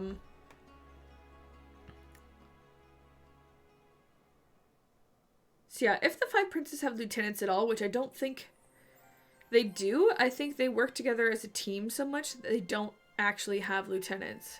So we're going to erase that. Buzz. From all of them. And like, making the figures, or making the minis, or making the, I didn't paint this bit. It can stay white, that's fine. Or making the sims of these characters also help me to show their defining trait. So, like, Cinsa's defining trait is a turquoise gem. Turquoise is a gem. Isn't it? It's a gem as well as a color.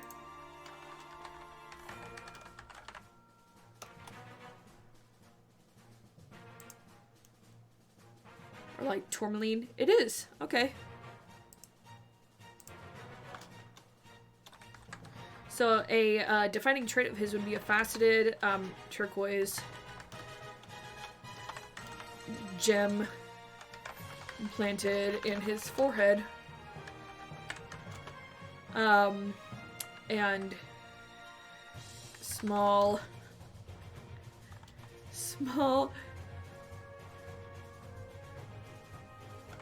blue-green bird familiar. Those are his defining traits. Alright, see you later, lady friend. And tenets for Cinsa, those who worship and or partner with Cinsa. I would say knowledge and understanding are the ultimate achievements.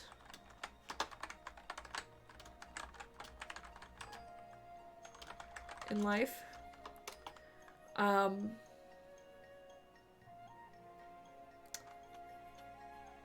I would say tenets are... I actually don't know the definition, really. Tenet... Google. Help me out here. A tenet is a principle or belief, especially one of the main principles of religion or philosophy. So that is what I am coming up with right now. Also, bright light warning, because the sun is overpowering me and my ability to be seen on this camera. Does that make sense? Ender, bright light.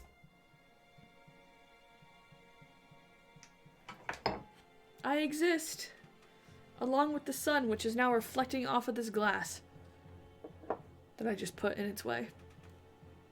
Nope, it's just gonna be on my hair. That's fine.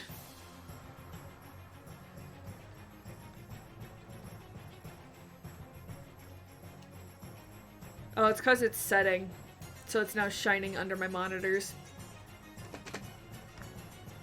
Maybe that will block it. Or make it worse. How do people who do their things in their domain? No. Tenets are different than tenants. So let's just turn that over and see if it helps. It doesn't. Cool. Life librarians for knowledge. Oh, again, no, they're core beliefs of a religion. So like I said earlier with Kadir, a core belief for her worshippers is that only the fit survive, and that as people we have to do what we have to survive in this world that we were given. So for Sinsa, those who worship or are tended to by him or live in his city,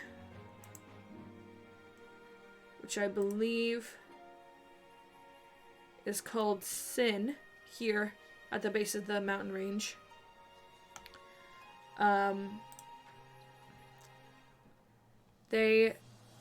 Theirs is a quest for knowledge and understanding. And I'm, at this point, having a difficult time thinking of other things that could be core beliefs for them. But,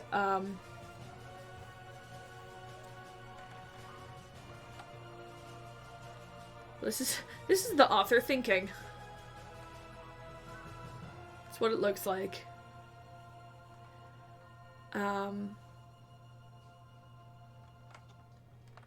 Oh.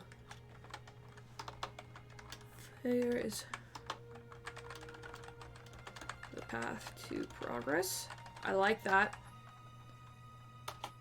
And I like to have don't burn books. That's definitely a rule. It's definitely a rule.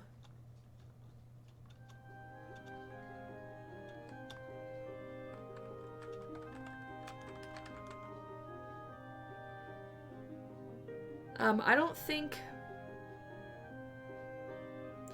don't think there is a printing press yet in this world. I think technologically that's not where we're at yet. So every book that exists is a handmade copy.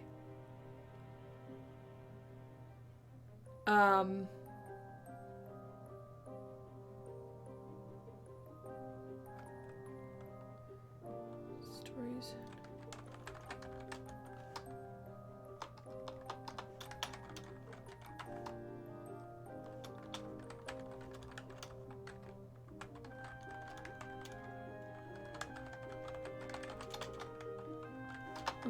Oral stories.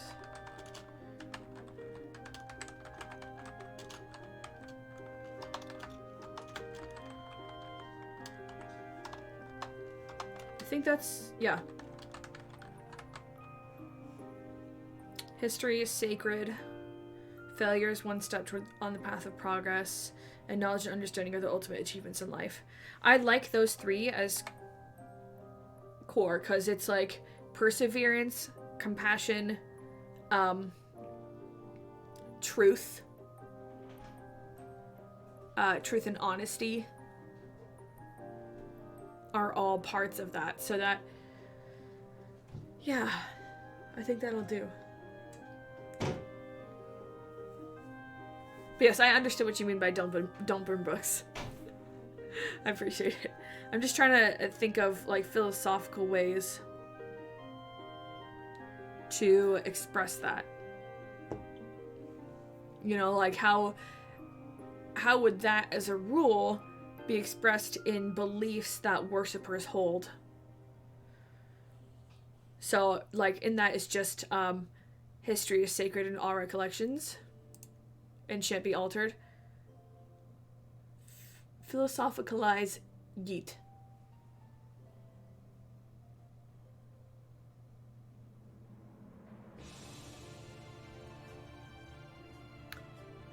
Any form of travel is movement forward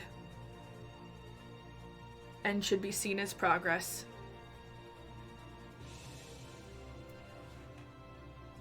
Nailed it. I try, okay?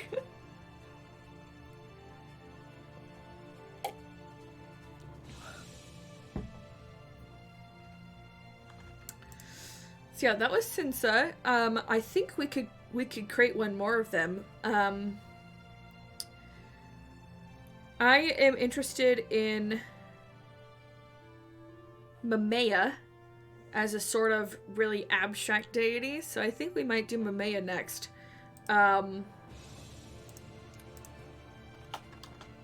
he is the one who answers prayers. Of the team, anyone who petitions one of the 5 princes, he hears it and answers them. So, my feed is okay. I'm sorry. But I think we'll do... I think I'll shut my door real quick. 1 second. 1 moment. There's a doggo that needs to leave. Nope. Get out.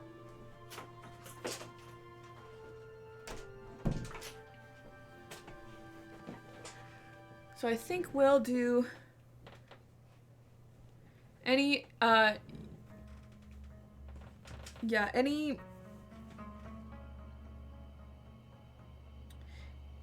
any travel you do should be considered full I said something, it was really cool. It sounded awesome, but I don't remember what it was now. So, it was a spur of the moment philosophicalization. Sorry.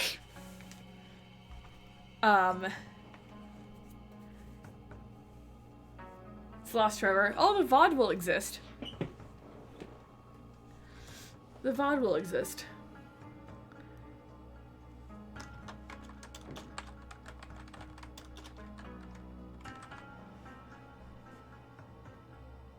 I think I have power over that. Yeah, let's make Mamea. I'm really feeling it. I think it's here. Hello, Hero Forge. These are all of my heroes that I've made, including Sinsa, which is the only colored one. Because, you know, new. Oof. Absolutely not.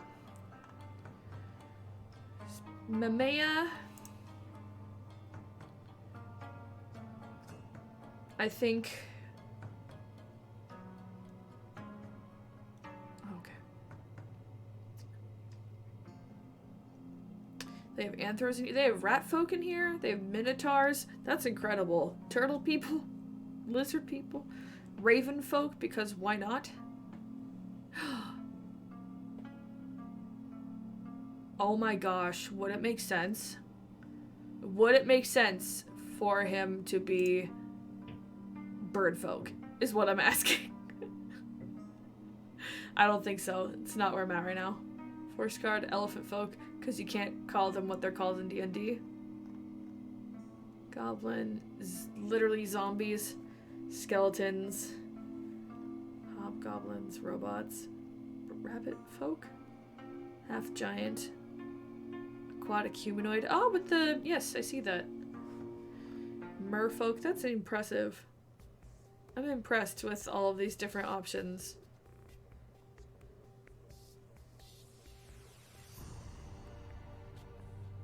Oh, now they have a celestial? I could have used this ages ago. Alright, well, we'll have to go through and remake our minis. But I think Mamea would be elemental. Very spiritual.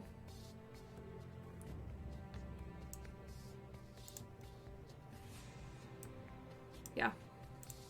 I like that. I like that. I like Mamea being more androgynous. So maybe a very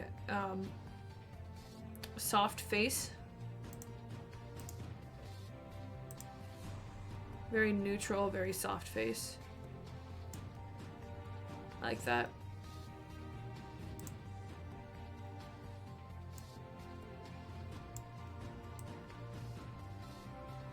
It's almost, there we go. I like that one more. The ears are fine. The hair has got to change. He's a listener. So, what is this? That's a choice. It's a huge mane. Is that? Okay. No. Maybe. I kind of like it, actually. And Maya is going to be very dark, so it is appropriate. Does he have an amazing mustache? I don't think so. Brows, very neutral brows.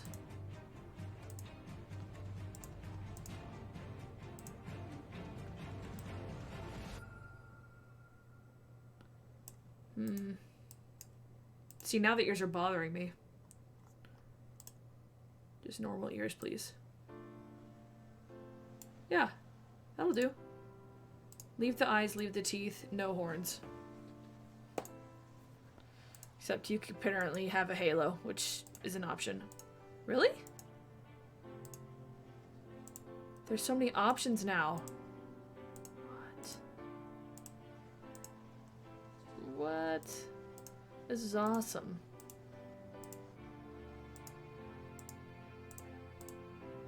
I'm here for it. I'm here for it. Alright. Cool. Dunzo. Body. Lots of arms.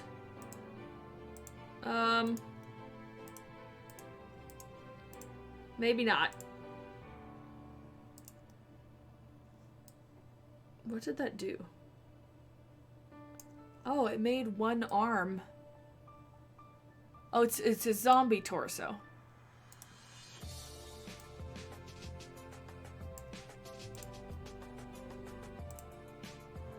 Trying to figure out, is the difference that this has rounded fingertips? Yes. So we're gonna go with that one. Just casual. And leave. Yay! Oh, that brings me joy.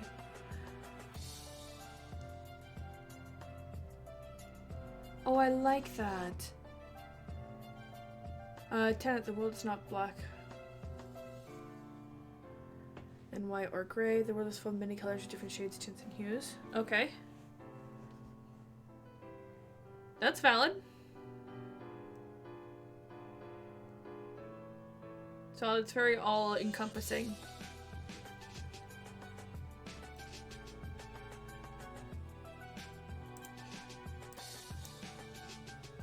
Wow.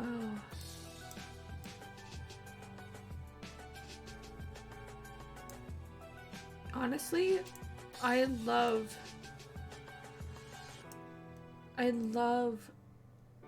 including disabled images as deities. I think that's so validating, and I love it. Yep. That's happening. Legs are fine. Want him to be tall. That is fine.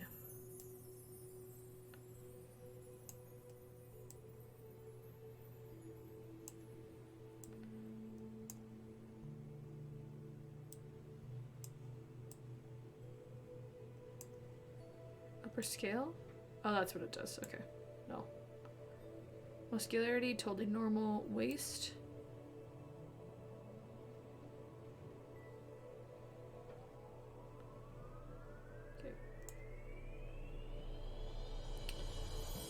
And Wings Tiller extras, I don't think he has anything extra going on. Clothing. Let's just see what it looks like. I am here for it.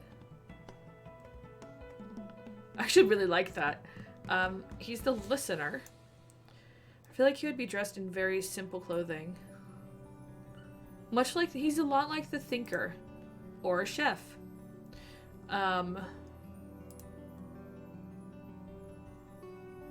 Okay. That's a choice.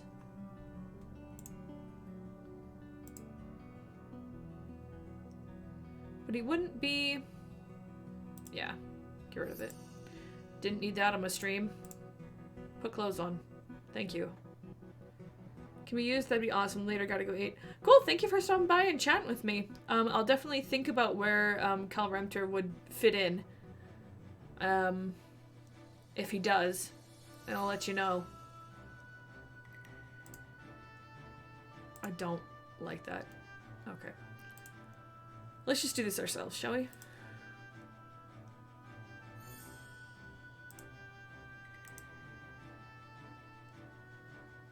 I don't think he'd actually wear anything that covered his hair.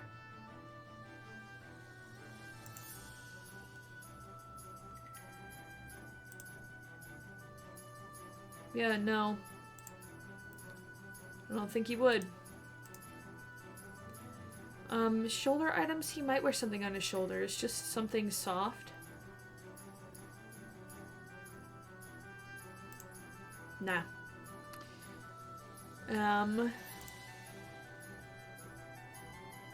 Again, very simple clothing for him, I think. He might not even wear gloves. Or, frankly, shoes. Enjoy your food.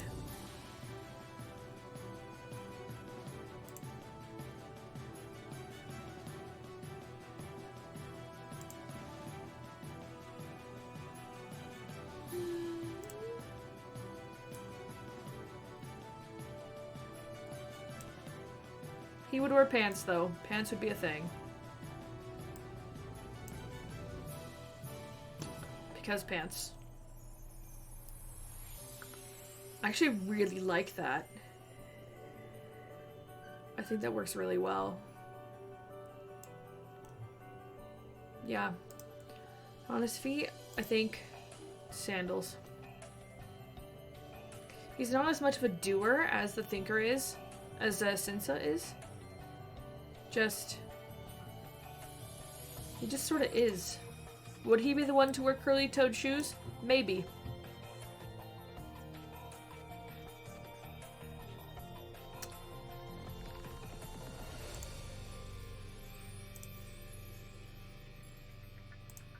legitimately flip-flops? Perhaps.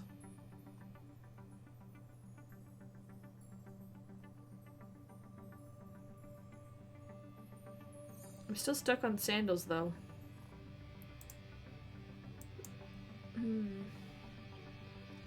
Or like just foot wraps. What are these? Oh, no. Absolutely not.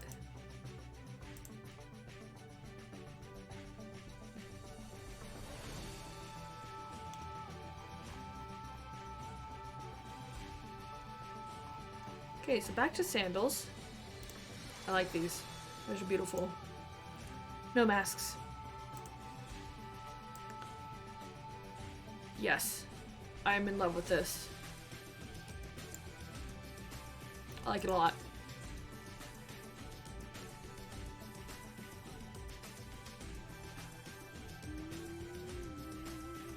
Would he hold anything?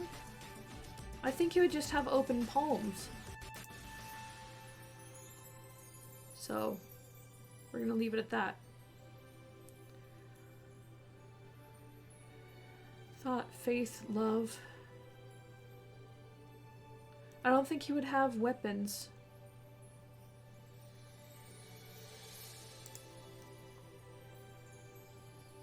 He might have a horn. A drinking horn. 'Cause that's just how it is.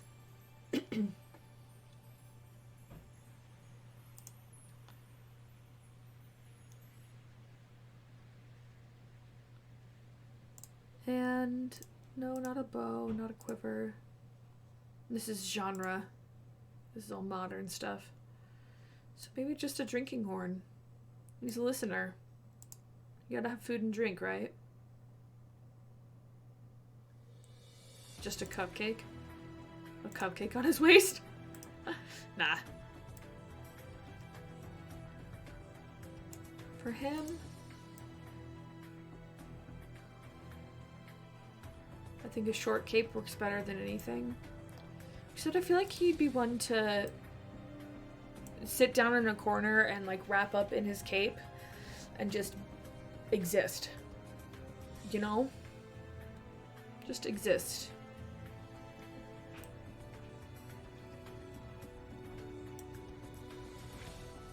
I like that.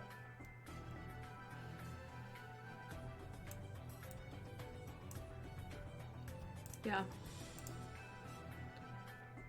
I don't think anything over his eyes, nothing over his mouth. No rings, no piercings.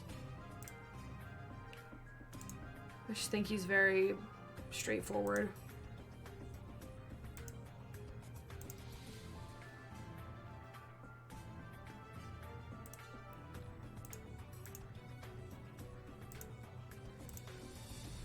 Might have a cat, you know, that sort of thing.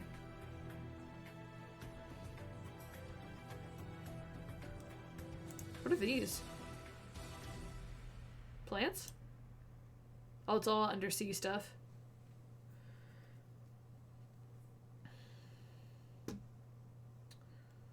Actually, get rid of this so we can see that.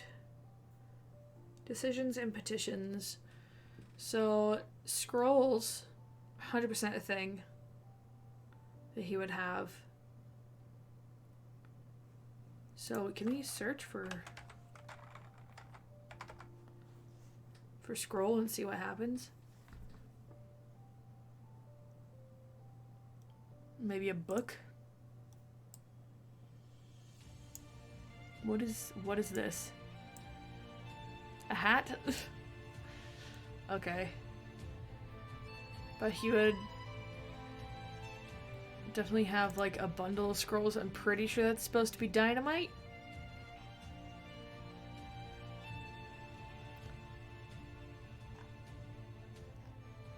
Okay, let's just all and see what we can find, because I don't want to duplicate with this stack of books because they aren't the same person at all. Maybe a gift, definitely a chest actually. And item number 2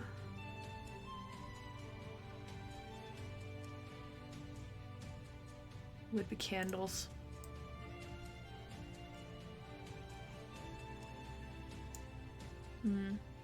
maybe. Or like a bedroll. A single candle. And we'll move them later. Your text, it says Mamea.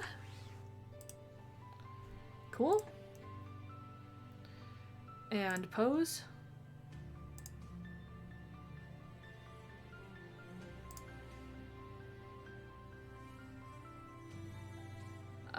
I feel like one hand out, like in just a welcoming gesture, very much him.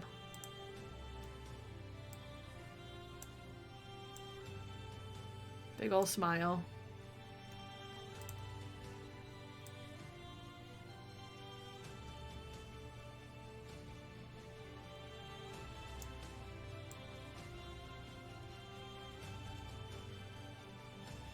Okay, we're not gonna mess with that, I think. We're just gonna leave that as it's by itself. We're just gonna leave that by itself. I want to move these. Not off the base, but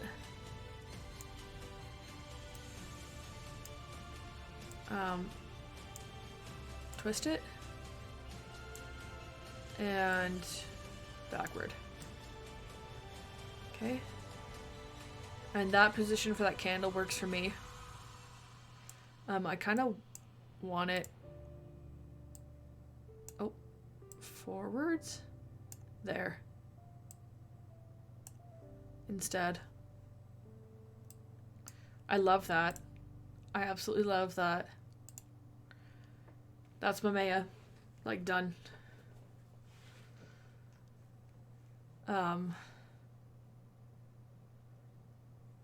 We're just gonna paint it ourselves, I think.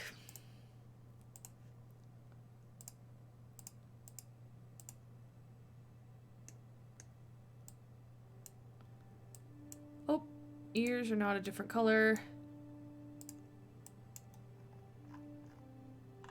Feet are visible. There we go. Yeah.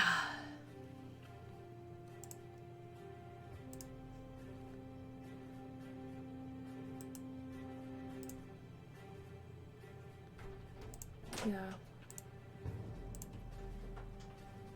Hi. How are you? I'm okay. How are you? Doing well. Let's do these. Okay.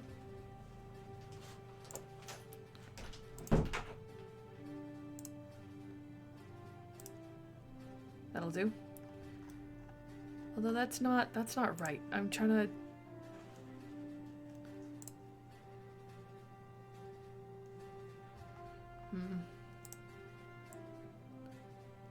That's more like it. There we go.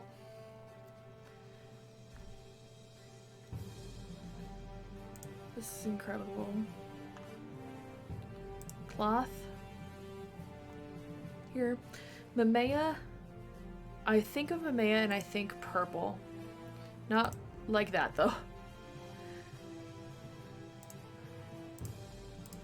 That's more like it.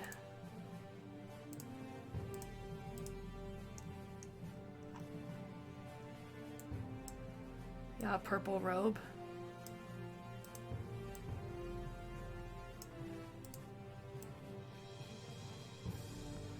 And have that all be one piece. Look at him.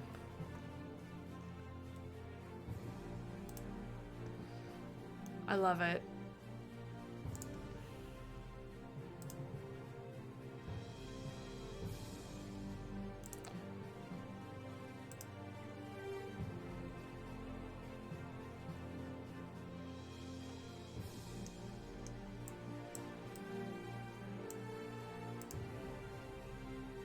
I absolutely love this.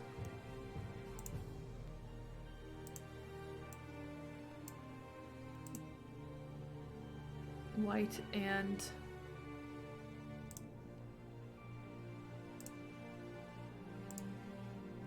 gold. Actually, let's have that be the same color.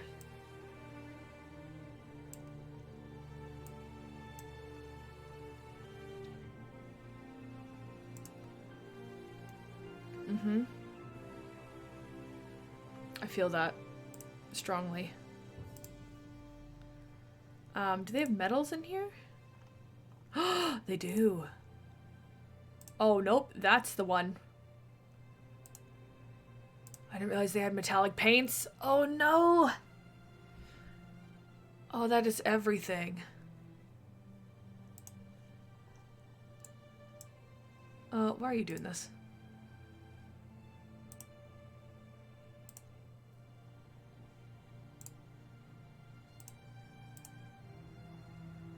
Okay.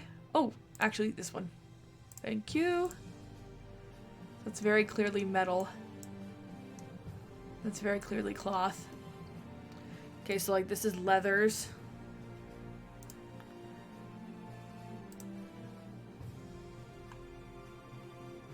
Or stones, rather, because polished. Heck if I know. Wow.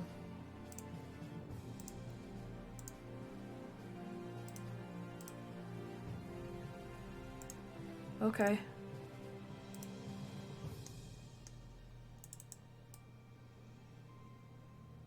Yeah, leather. Alright.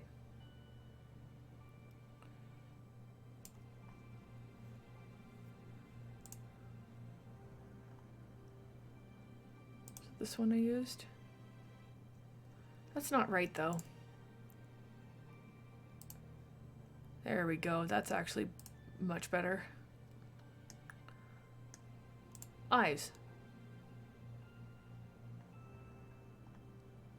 Common, canine, bird, uncommon, demonic, feline, bovine, rodent, aquatic. Is this an uwu eye? It kind of looks like it, don't it? Absolutely not.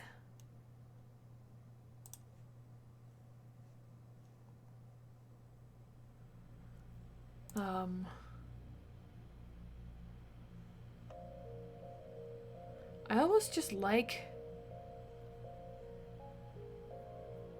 just the plain eye.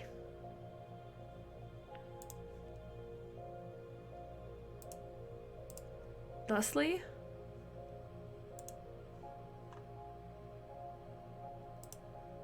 I think that's beautiful for eyes. I think that's gorgeous.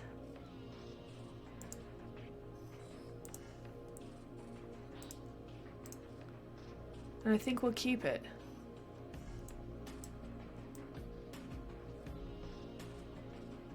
Yep, that's Mamiya.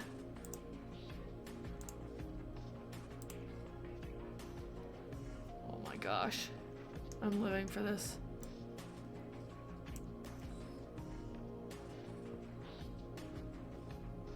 Okay.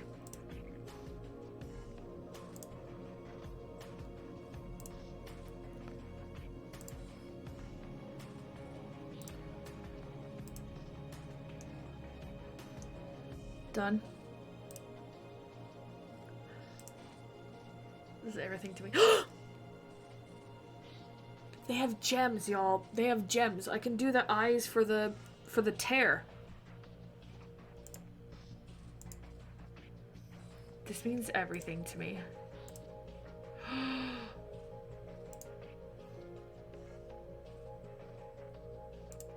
Oh my gosh.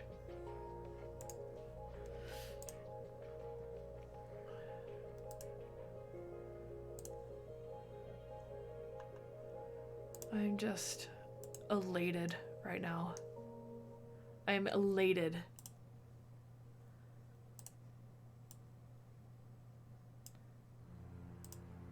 Elated. This is everything. This is metals.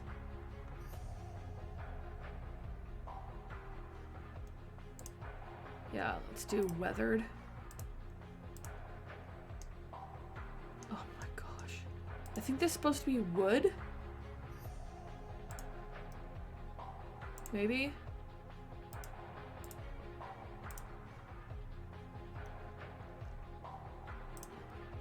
Stone.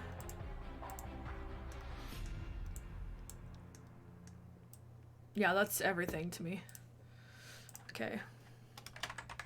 Mamea. Save.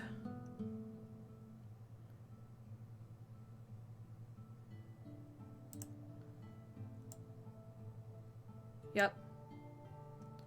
Oh, the shoes. The shoes. The shoes. The shoes,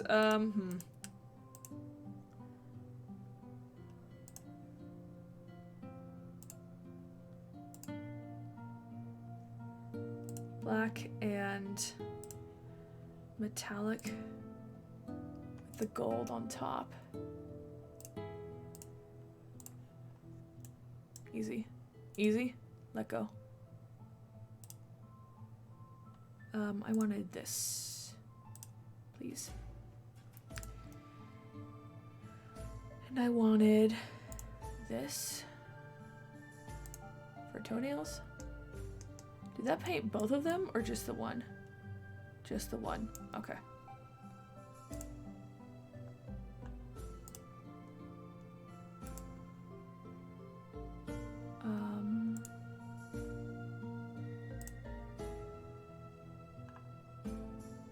Did I used this.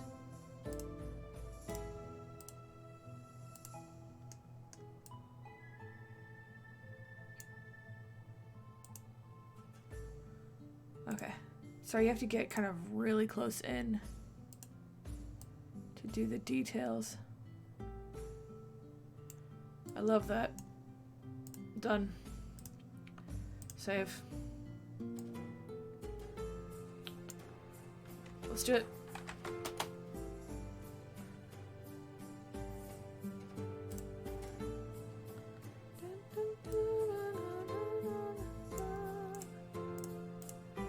So we have just made our second deity of the day. We haven't made his tenants yet.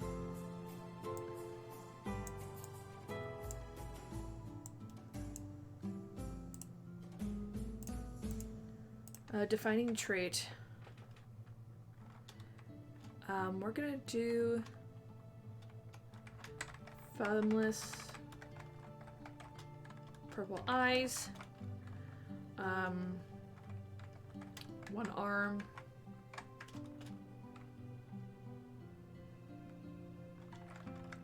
purple and gold attire, because that is dressed very richly, even for a deity. And his tenants, let's get that out of here so you can read them.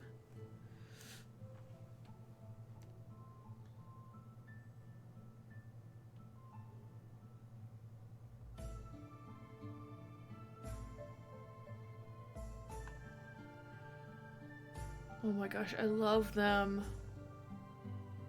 This is legit the greatest.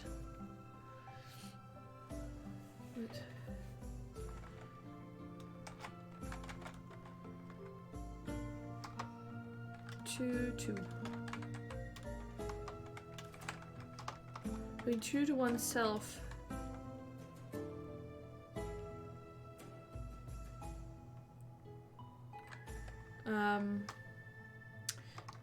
No. Introspection is the highest form. The deepest form of thought.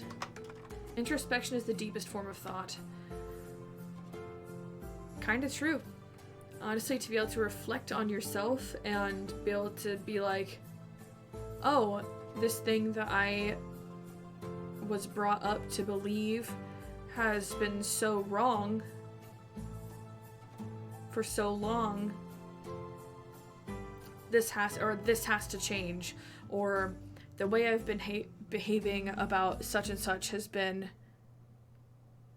detrimental to my interactions with other people, and I have to change my behavior. Introspection is the deepest form of thought, and I agree.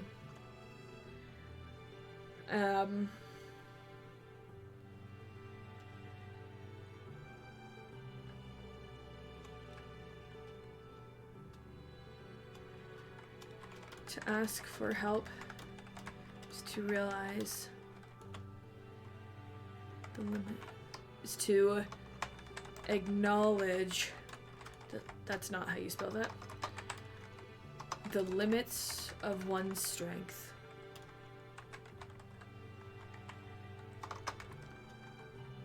And seek growth. So to ask for help is to acknowledge the limits of one's strength and seek growth.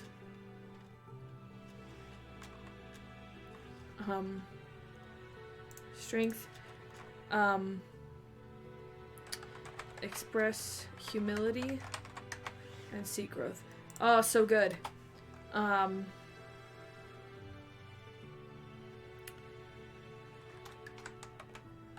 Teaching others. This is basically the golden rule.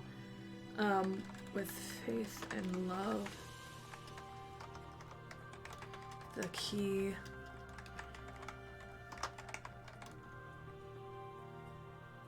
Fulfilling and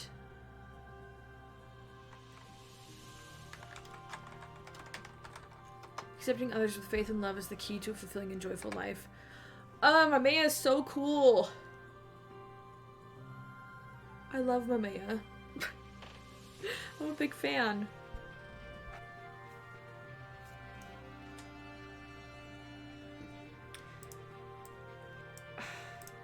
I just love deities that deal with the abstract, you know. Hey, oh my god, I'm so busy, I missed so much. Are you making another deity? Send this to keep your troubles of thought going. Thank you. No, yes, I am. Hi, Lady Valor. How are you? No, sorry, I was in the midst of thinking deeply. So yes, I've been working on this pantheon, which wasn't very developed until now. So it's good stuff. And we discovered that Hero Forge has like colors and poses and disability representation, which is everything. And they don't have the combat wheelchairs, I don't think, but it's a separate company that does minis with combat wheelchairs. So good on them. But yes, so these are the 5 princes, and I appreciate the acknowledgement of my train of thought. Part of the 2.0 update. I know. Oh, you know what's funny is I think I helped kickstart that, and I do have. I can redeem one fully colored mini, and I don't know who I should do it of.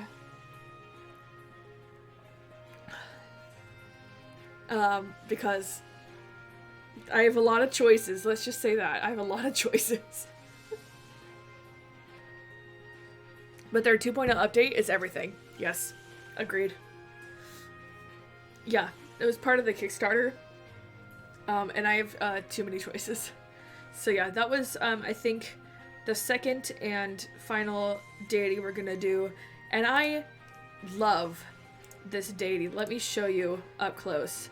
This is Mamea, who is in charge of sort of the abstract human things. Hang on. So Mamea is the listener and deals with thought, faith, love, decision-making, and petitions. And in this team of deities called the 5 Princes, he is the one that if someone prays or petitions the 5 Princes, he's the one that answers them. And I actually took Mamea from The Lion King. The Lion King 2, in the beginning. I believe it was Mamea or Mamela. And it means listen in Zulu? So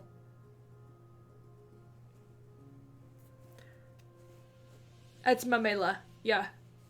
Sorry, I just had to go through the whole song in my head. Mind do another overview on how you come up with the concept of a deity. Oh, sure. Sure. Basically, I start with the foundation of character building, like we did last week, and make it without limits. So it's character building without limits. I went over earlier today. I went over Kadir, clearly made on the 1.0 version of Hero Forge. Who, let me say this, the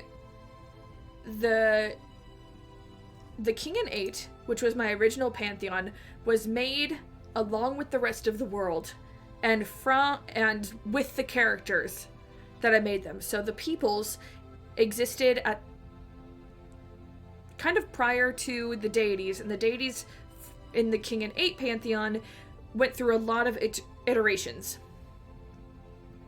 For things like the Queen and Six, or even the Five Princes, which I'm designing today, I am creating the deities at the same time I create their cultures. So I'm creating them side by side. So it's whether the deities are born from the people, are born from the cultures, or if the deities created the cultures, sort of thing. It's whichever one is origined.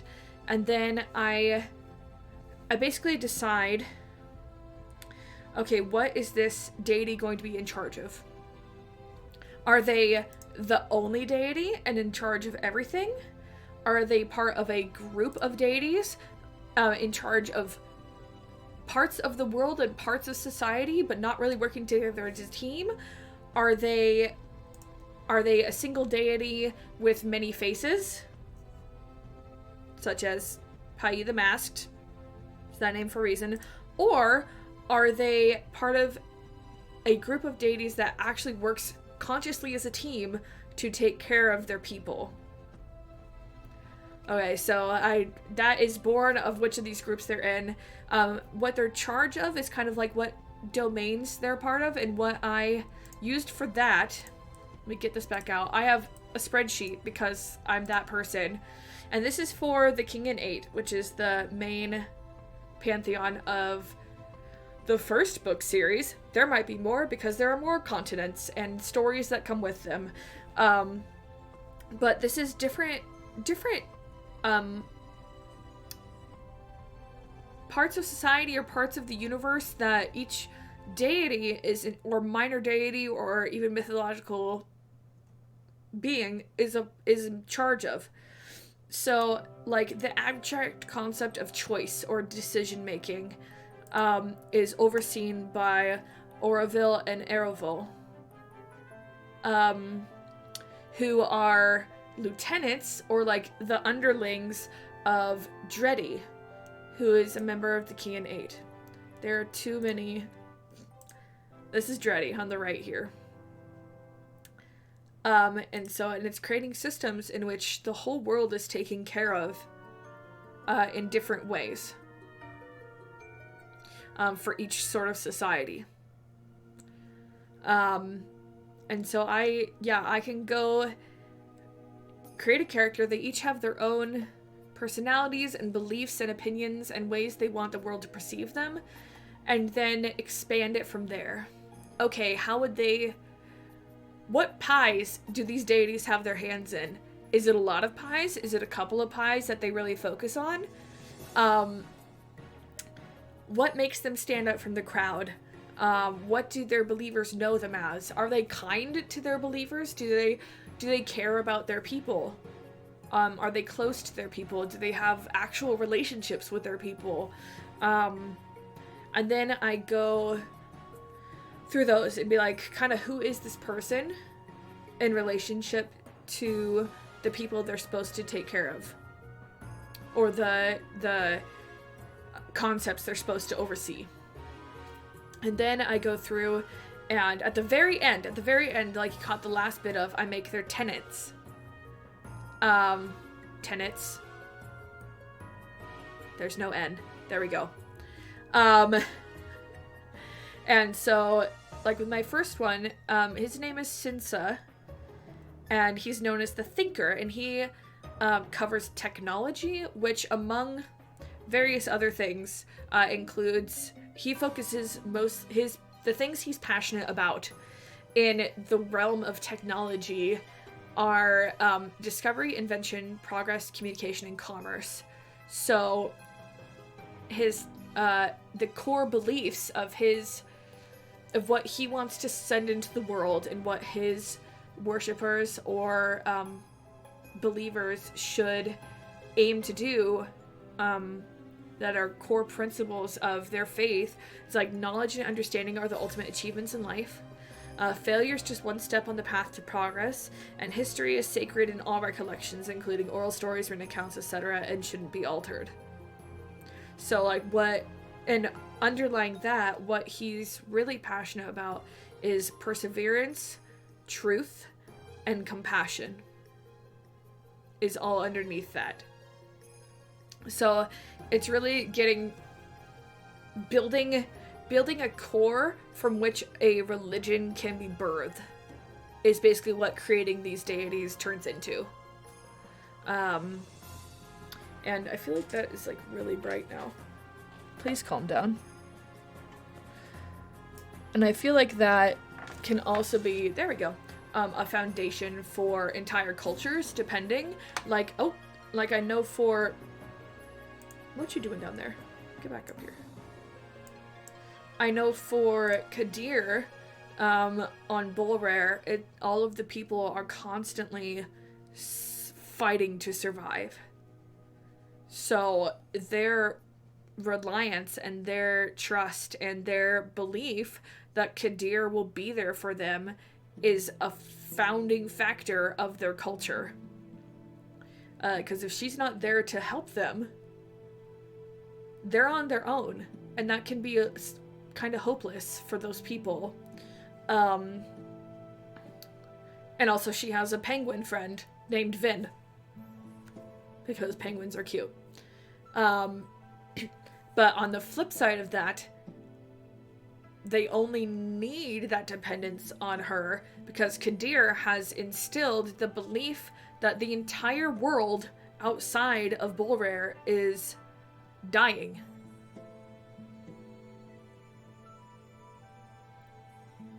Or dead. And so there's nothing outside of this really harsh environment that these people have to adapt to and live in.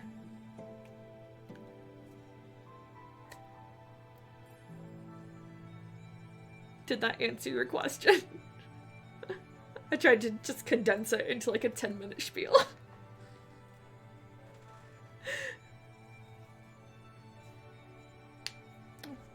Hello?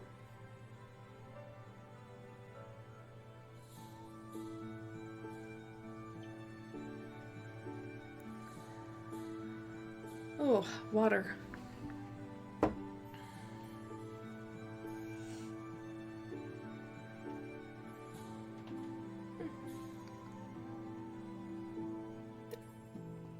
With that, I think... Okay, that's super interesting. It helps a lot, really. Since my writing process is so not normal, things are conjured from dialogue. I got into a point where I need to suddenly flesh out. Fair enough. It happens. Hit the sun by accident. You need to flush out. Flush out what?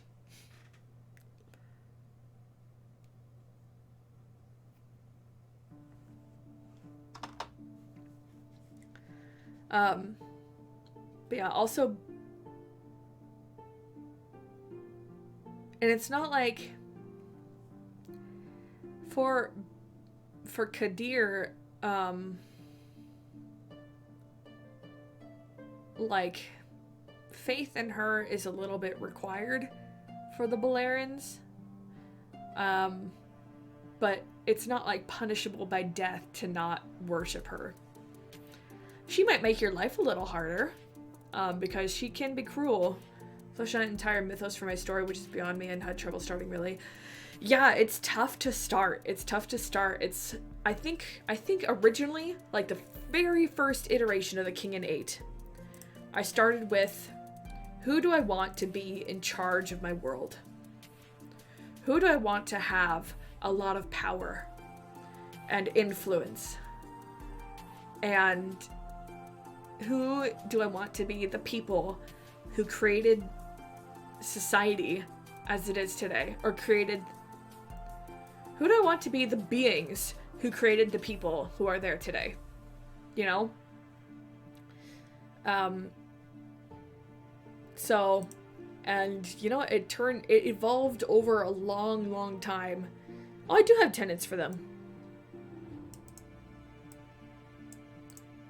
I thought I didn't. Okay. But yeah, it's turned into a whole big thing. Of course, but it kind of erupts from the very beginning to be a whole mythos. And if you ever want a soundboard, please, please, please, soundboard in the Discord. What would you say is the absolute key elements to include to distinguish between your deities and normies? Ooh. For me, I think a couple of things. The ability to influence things that normal people cannot, and some sort of perspective that normal people don't have. So the ability to subtract and see as like a third person narrator, or omniscient narrator in some cases. The ability to perceive the world as a whole instead of just the part they are currently in. So yeah, I would say influence and perception.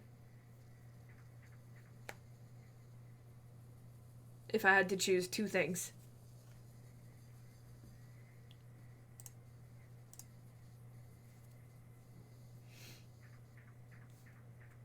Yeah. But yeah, if you want to soundboard, I think there's a channel. You don't need to see my Discord on your screen. Or all the Discords that I have, so you get a black screen for a second. There we go. Sorry about that.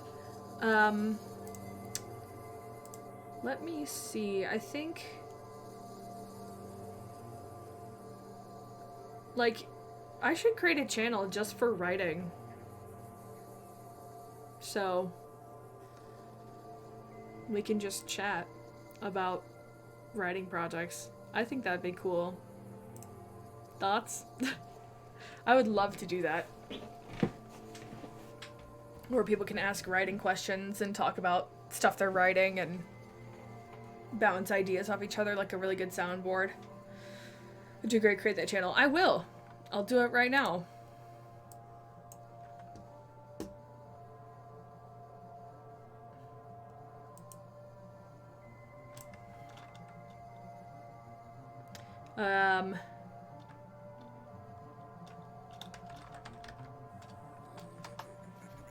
It's literally just called writing. It's so boring. Talk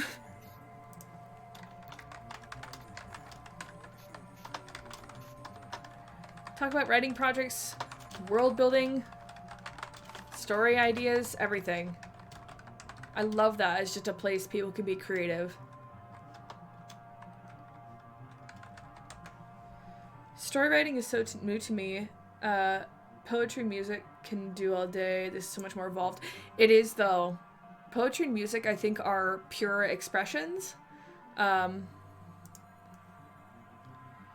But yeah, story writing is very in-depth. Very in-depth. If you don't have any more questions, I think... Let's see, how many people do we have? Considering rating someone. I might not. It's like a Wednesday afternoon.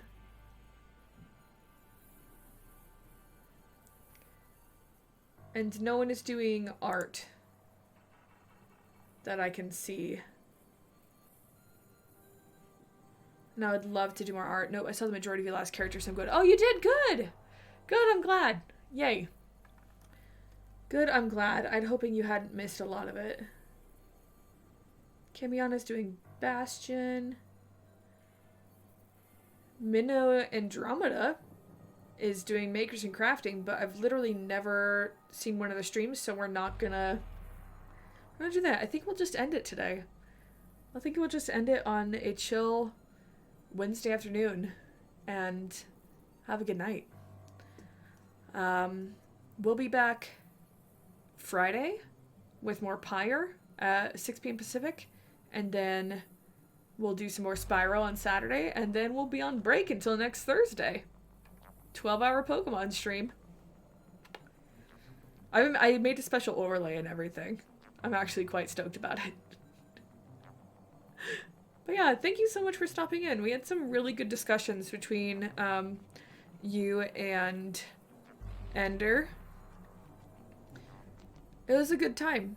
I loved getting to create some. I haven't created in a long time because I've been so busy with other things. And it was so refreshing just to get to make things. Like, I haven't done any work on the 5 princes until now, pretty much. So thank you for letting me have the space and create with buddies. But I think we will head out for the day. Thank you so much, everyone, and I hope to see you this weekend for a little gaming. Cheers. Great streaming content. Thank you. Au revoir.